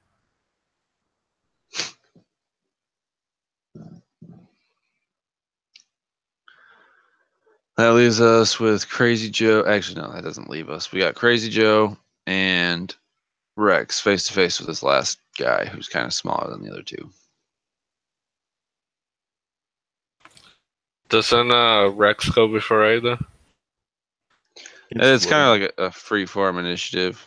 Whoever wants to take the lead. Go, Joe. All right, well, Joe, since he doesn't have the golf club anymore, there's these 2 people like burned in front of him who would like step on like a collarbone, and one of them would just like rip their arm off and try to beat the other guy with it. Jesus. Say flair. I don't know what other kind of thing that would be. Force? I could use either or. I guess I'll use force. Yeah, I would say force. Rip the arm off. So how many dice am I? I'm going to give you 2. I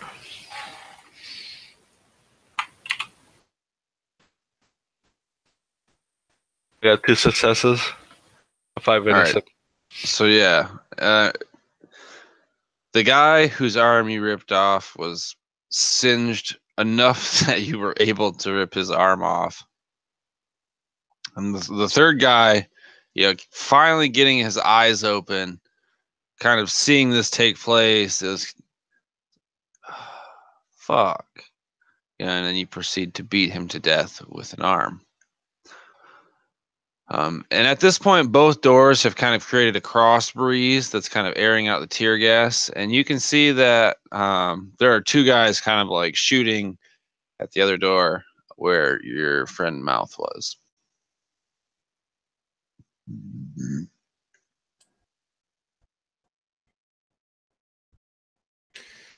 So Rex pulls down his gas mask and makes sure he's locked and loaded and enters into the room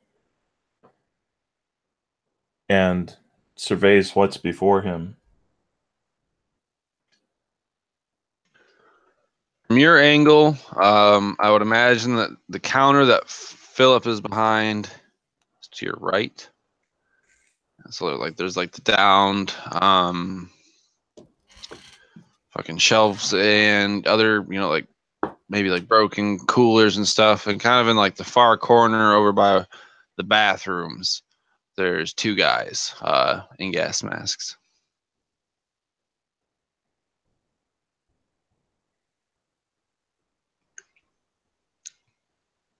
And I mean, at this point, you guys can do that now if you'd like. Mouth is pressed behind the counter, so.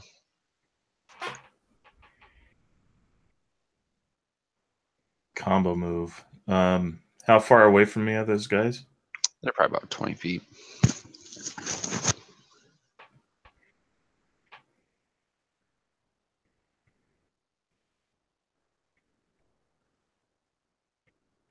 What are you thinking, Pops? The Pops is like also put on his gas mask and has stepped just inside the door behind Rex, a pace or 2, and he happened to knock over a small little box that was sitting by the back door, and it was a cardboard box that was still sealed, but all the time and stuff here has kind of corroded it, and a small bottle of lighter fluid actually tumbles out, and he bends down and picks it up, and he kind of whistles to Rex, and as Rex kind of turns and looks at him, he shakes it and then throws it out into the room, kind of aiming above the two guys that are standing there.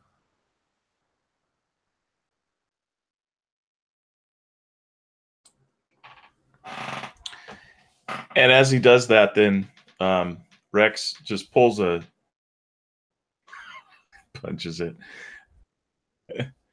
a revolver from his hip and fires at the canister that went over his head. So that would be probably speed.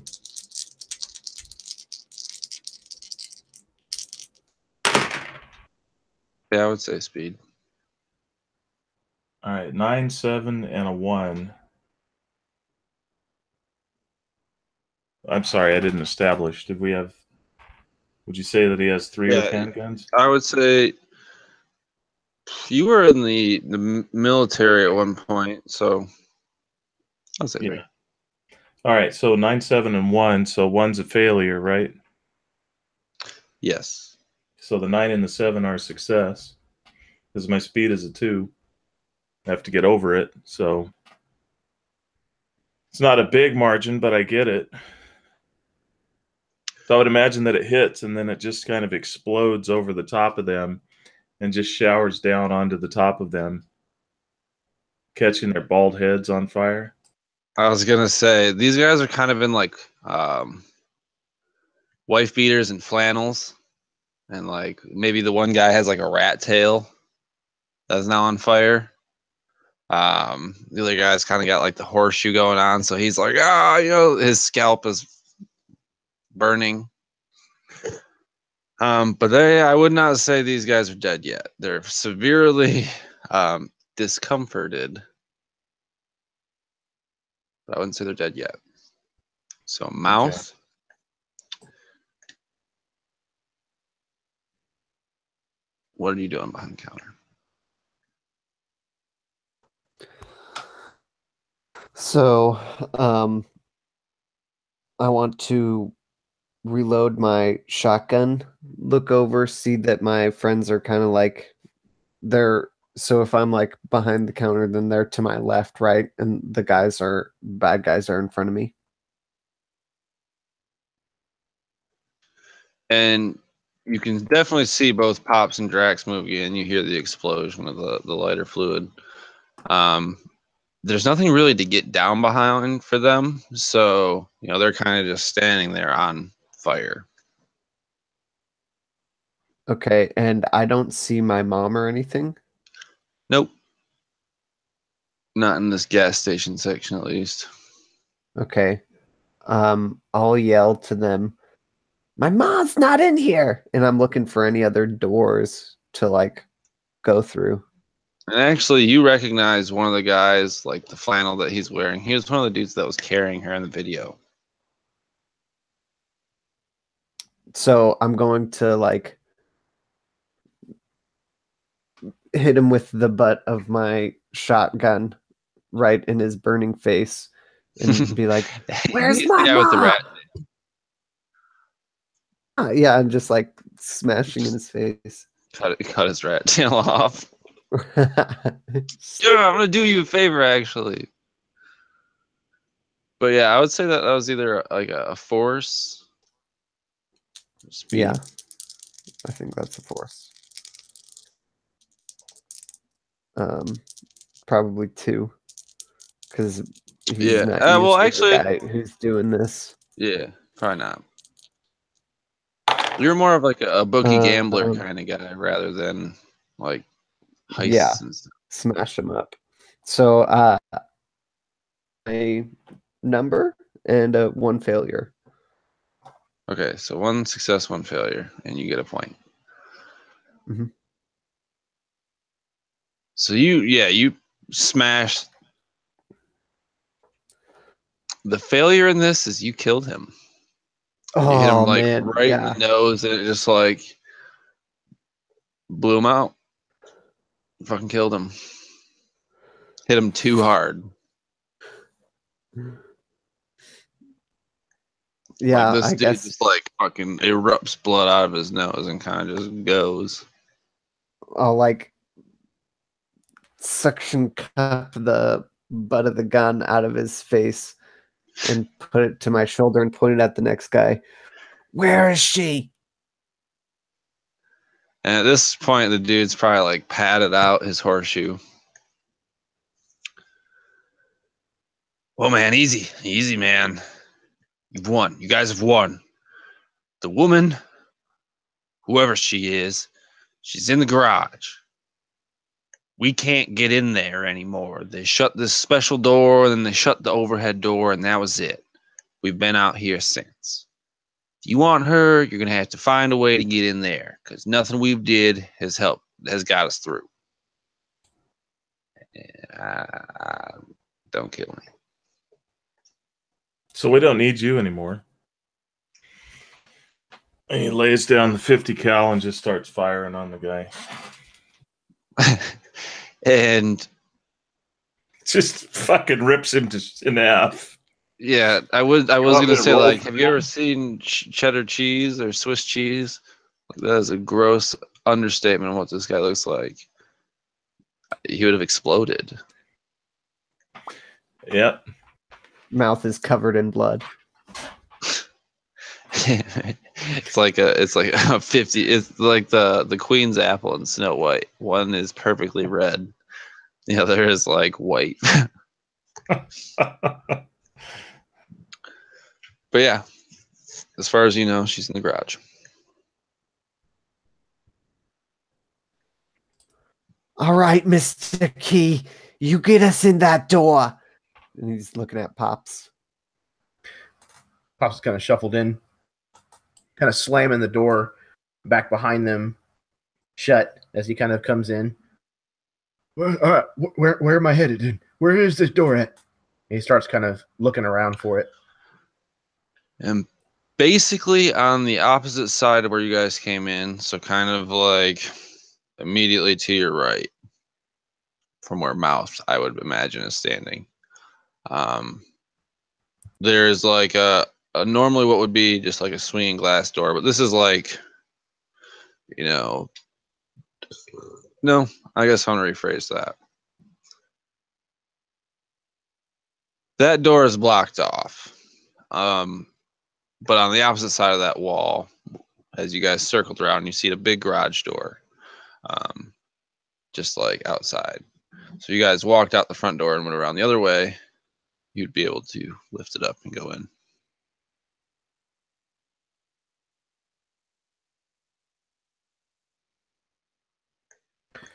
So we are kind of emerge from the, I guess maybe the front doors of the gas station.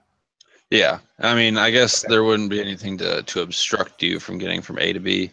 So as you guys kind of leave the front door and go around the side of the building, you're able to throw up the garage door, and kind of like inlaid inside this garage, there's like a wall, if you will, and a smaller door that's like significantly more like high-tech blast proof. This is like, plating rather than a garage door. And the same, telltale scanner is to the left of the door. I think Pops might be one of the last ones out of the gas station. And he kind of steps free from the doors, pulling the gas mask the rest of the way off. And he's got a can of sardines in his hand that he kind of puts the key in and starts unrolling. I found one of these underneath the shelf back there. Nobody likes them, but they're very good in protein because they've still got the eyeballs on them. And he starts like eating them as he's walking towards the door. You're going to get fucking gas. I've got gas. Mm-hmm. Yeah, never eat gas station food, man. Don't you know that? This is Pops we're talking to. How can you be picky? We're living in the end times. This is the stuff that they described in the Bible. Look around you. Gas station food is manna from heaven. I mean, I As like Rex looks sardines. over at so- Joe like he's in a suit of armor. Like, He's our urban battlefield messiah. Yeah, Joe would like take the arm and like give it to Mouth, and he would be like going like this. Are we ready to open this door? And as you guys are kind of like getting up to this door, I'm sure Mouth is, chomping at the bit to get you to hit this switch, if you will. Yeah, he will. He'll walk right up to it. And as you get scanned, there's that decompression, and the smoothest hinges on the island creak open. is that you? You've already got gas from this? No, that's not me. Your muscle control, man. And as you guys are greeted by a very harsh, like LED light, rather than like the soft yellow you're used to, you're greeted by like almost an operating room. There's a chair in the center. There's like counters. There's like some trays with tools on them, and the chair's turned away from you. And there's like some overhead equipment and like x-rays on the walls. And there's some bloody rags on the floor. Mouth, maybe you should stay here.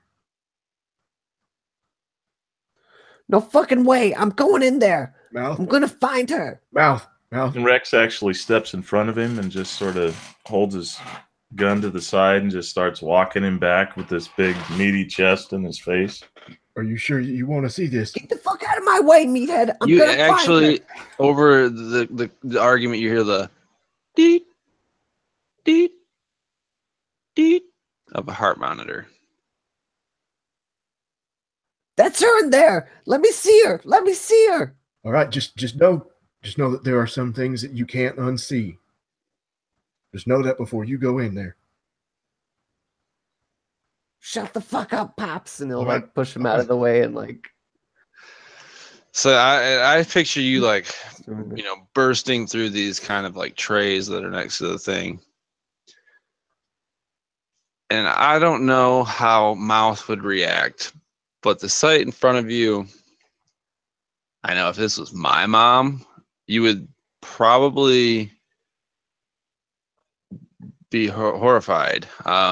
Basically in front of you in like a surgery nightgown, is for all you can tell your mother, except for her face is seriously like disconfigured. The like front part of her skull has been removed and her eyes have been removed, and they're replaced by like almost like Cylon eyes, two separate Cylon eyes that like make a full, I guess not Cylon, maybe like a digital eye.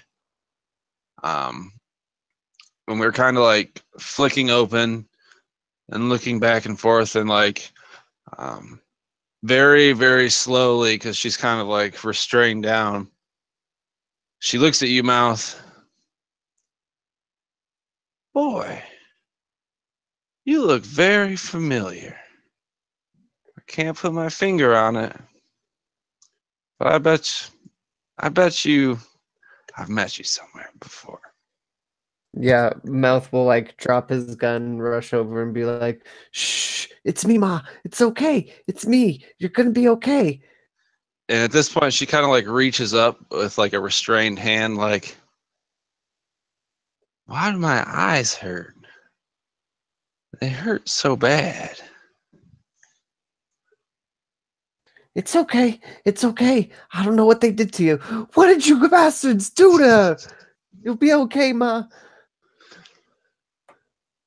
And like she's still kind of like, you get like the I almost picture like Wall-E when he blinks, like the camera shutter almost.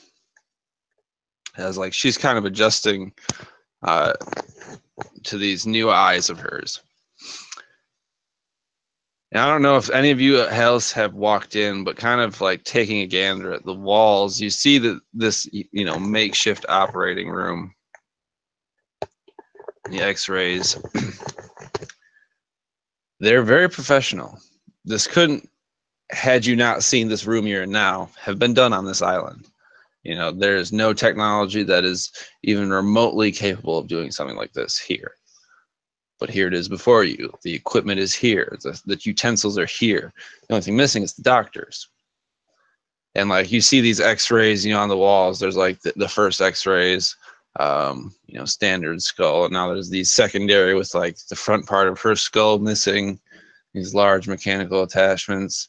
And sitting on the corner of the counter is kind of like a smoothed headpiece that would fit over, her new apparatus, kind of hiding all the wiring attached to this like neural interface that's kind of exposed right now.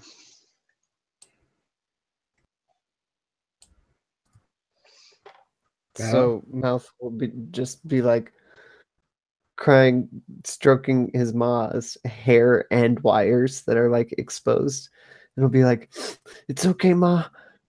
You remember back when me and Ricky was kids, and you said there was gonna be no Christmas, but we woke up on Christmas and you got us both bikes, and we rode those bikes forever, Ma. You remember that? We were so happy. Just remember that."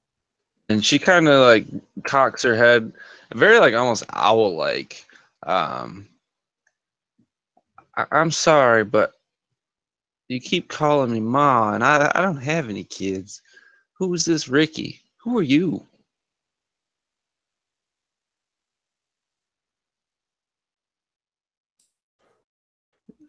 And yeah, he can't handle that. He's just gonna he just sob. No. We have broken Mouth. Mouth is broken. What All right. What are we gonna do?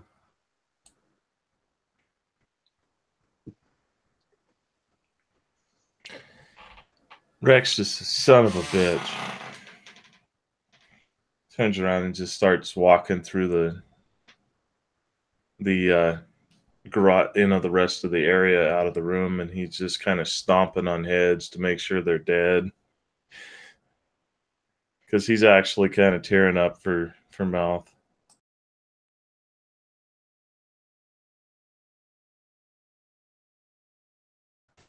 Yeah, Joe would look around and he would be like, somebody has to pay for this.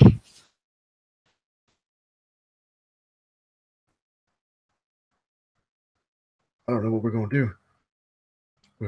We can't stay here. Surely the White Stallions are going to be back.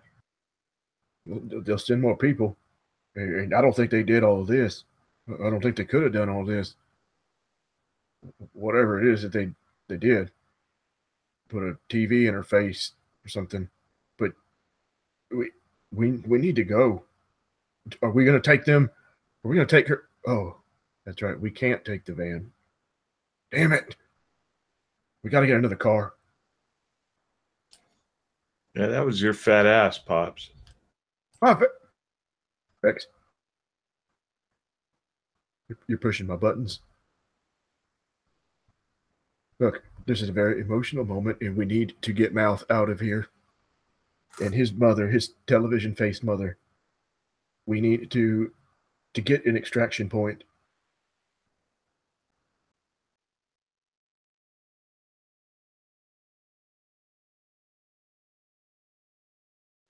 So right now, you guys are definitely not in a very good situation. You have some extra baggage that I don't think anyone was really expecting. There is the one car that's outside. It looks like a 4-seater, though. I suppose you could make someone ride, bitch.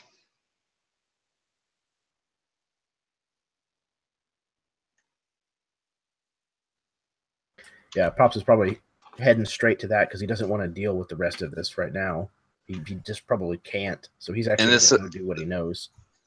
as you're kind of like breathing this situation off, you hear like the roar of a motorcycle.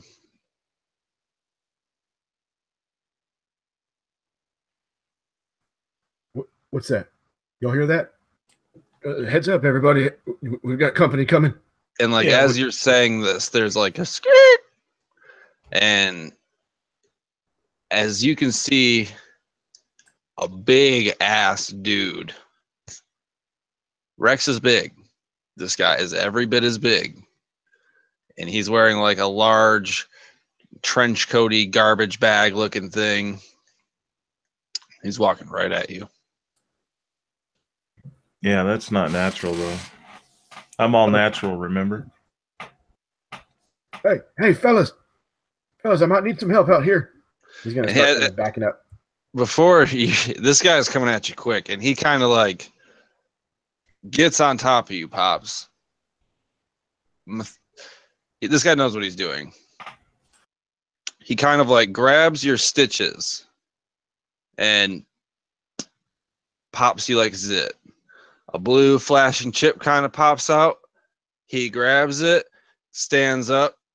You know, I'm sure you're kind of in shock because this dude's every bit, 300 pounds on top of you in an instant. Pops a screaming bloody murder. And, he's back on his motorcycle, revving it up to take off. Can I just unload the full thing on him? I mean, I was already in the garage area that this guy would have had to come in, right? So actually, absolutely. So he had to go through me to get to Pops. At this point, this is kind of plot armor. This is kind of the wrapping up the session. Okay. So you'll definitely get your opportunity to lay into this guy. Okay. This is kind of an odd action, if anything.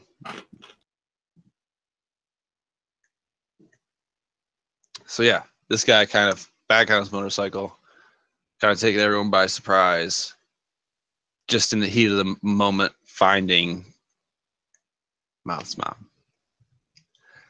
And that is pretty much what I have for you guys gameplay-wise. I have a slight outro. Once you guys kind of get your thoughts and maybe a preliminary plan for what you're going to do. I don't know if anyone had the tablet on it, but there is a new location that has popped up on the tablet. And I can't necessarily guarantee you'll be able to get into wherever this thing is taking you, but you could also try and salvage the old Romano hideout.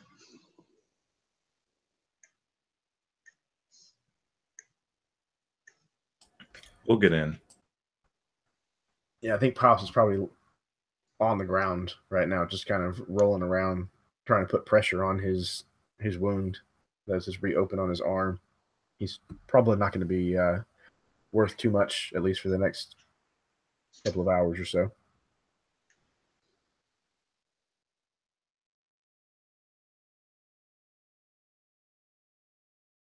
So Joe would probably look at Rex and be like, "Do you want me to carry her?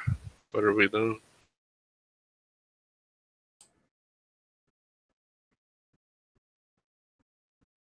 That's up to Mouth. Nah, leave her. She's gone. If we take her, she'll die anyway. These plugs are probably keeping her alive. Let's just get out of here, guys. We can put her out of him. You guys aren't medical doctors, but it seems like the only kind of thing she's hooked up to right now is an IV and the heart monitor. She's just got an outrageous optical situation going on. Needs to see an eye doctor. Then I say, yeah, let's take her. Quick, in the car. And I imagine you actually go to help her, and she's like, now, and kind of like throws her legs over. Probably even more agile than you remember her being. She gets up and like finds like a bigger coat, kind of throws it on, maybe even has some blood on it, and she doesn't really give a shit. So I think I'd like to walk myself, if that's all right. Okay, Ma, just let me help you. Be careful. Joe would be like, "Okay, be my guest," and then he would point at the door. And that's where we're going to leave it for now. So to kind of outro us out, you see Fucking weird. you see this actually first and foremost before you guys leave, you actually see like Mouse Mom kind of like look back at the smooth apparatus finish, and it kind of like clicks into place and kind of, you know, gives her the complete look here, so none of her shit's hanging out. That kind of clicks in, and then it's like, you know, they had the chip, and it'd be like a flashback of the chip in our possession, and they lost it. And it'd go to the lone guy on the motorcycle. You know, an indefinite amount of time is passing. It's dark, and he kind of like rolls into a garage, and you see all those cars that were in the caravan before. And as he walks in, you see like a sigh of relief as you see three brothers kind of arguing. And the crowd would know these as the three brothers that run the White Stallions, and they kind of are all bickering between each other. You see this guy kind of open the door. I'm like, oh, Cloak, you've returned. Thank you. I was trying to tell my brother Remy here that you were exactly what we needed. He didn't believe me. And this guy, you know, with that same like beeline walk is kind of approaching. And as he gets closer, you know, the guy, Bo, for this instance, and I was saying, all we had to do was pay you, and you would get us the chip. We should have never even dealt with Lieutenant. I don't know why we even bothered. And from out of his cloak drops a large hammer, to which he cocks back and blows Remy's teeth out. He is blown out. And he comes back across and hits the third brother across the face, and it's blown him out. And at this point, you know, Bo has dropped his gun like, whoa, whoa, whoa, completely taken aback about what's happening. And at this point, you know, Cloak, for what they've been referring to him as, has grabbed him up by his shirt. And though the party doesn't know it, you know, the cloak drops, revealing a character known as Atlas, who was shown earlier in the show. I've got a bone to pick with you, but you're not going to die just yet. And that's where the credits would roll. So there you have it. Episode 2 of Care Package, the Acid Rain setting by Jeremy Lilley using the Expedition engine. I know for my thoughts on the game, I tried to go a little bit more cinematic with this one, just to kind of really get the feel for the setting's outrageous and over-the-top nature. I had a great time. So, anybody got any thoughts on the game? That was dope. That was super fun. Thanks, dude. Man. Yeah, it was fun, but the thing with his mom was pretty brutal, man. It hit hard. It was good, though. I tried hitting the entire spectrum of emotions this evening. We had the good, we had the bad, we had the ugly. In the words of Pops, that guy's not natural. Yeah, there's some good comedy to this one, like the last one. There was some times where I was like seriously laughing to where it was hard to progress the game because I couldn't. Yeah, it's pretty good. These guys are great. Man, yeah, that was. You guys are fantastic players, and Baron, you run an awesome game, man. I love it. You absolutely captured the setting as far as I could tell. And I loved it. I mean, this one's been in the lab for, you know, a couple weeks now. There you go. And I was actually really excited when you guys asked if I'd run another one because I didn't actually anticipate anything more than what I had written. So it's like, all right, you know, I'll see what I can throw together. And it turned into like, you know, I actually have like the next 6 episodes of this planned out. Should we get that far? But we're going to start somewhere. And kind of the deviation, and I think it was kind of brought up as like the sci-fi factor. I don't know how sci-fi you imagine this, and I'm not going to go, outrageous, but there will be some like not necessarily steampunk, but like kind of like auto gonzo kind of like cars turned into fighting machines. Yeah, for sure. I feel like that's what kind of shit people would get into, and this is what you got. Yeah, absolutely. And again, like, a lot of the things that I drew inspiration from for the setting are Escape from New York, Escape from LA, things like that. And they've always got some kind of, holograph projector or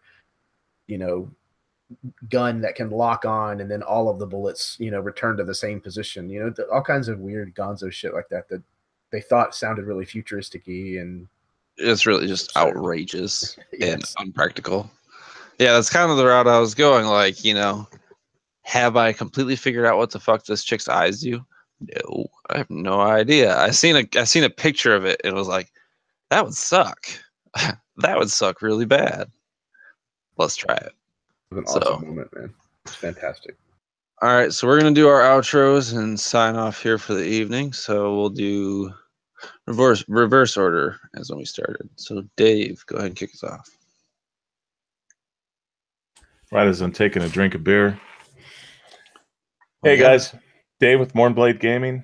As always, it's fun to play with these guys. Had a blast tonight. Fucked up, but that's the way it goes in Cadian's Keep. So we'll have to see what happens next time. Maybe at some point we'll actually get to put a gun to Artie Shaw's head. That would be nice, but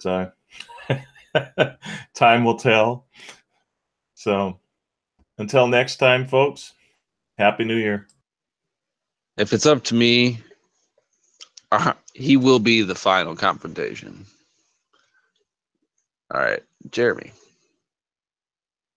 Hey everybody, I'm Jeremy. I'm with the YouTube channel, the Erasmus Expeditions, and 1/3 of the podcast, The Dudes of Yore, both of which can be found on YouTube.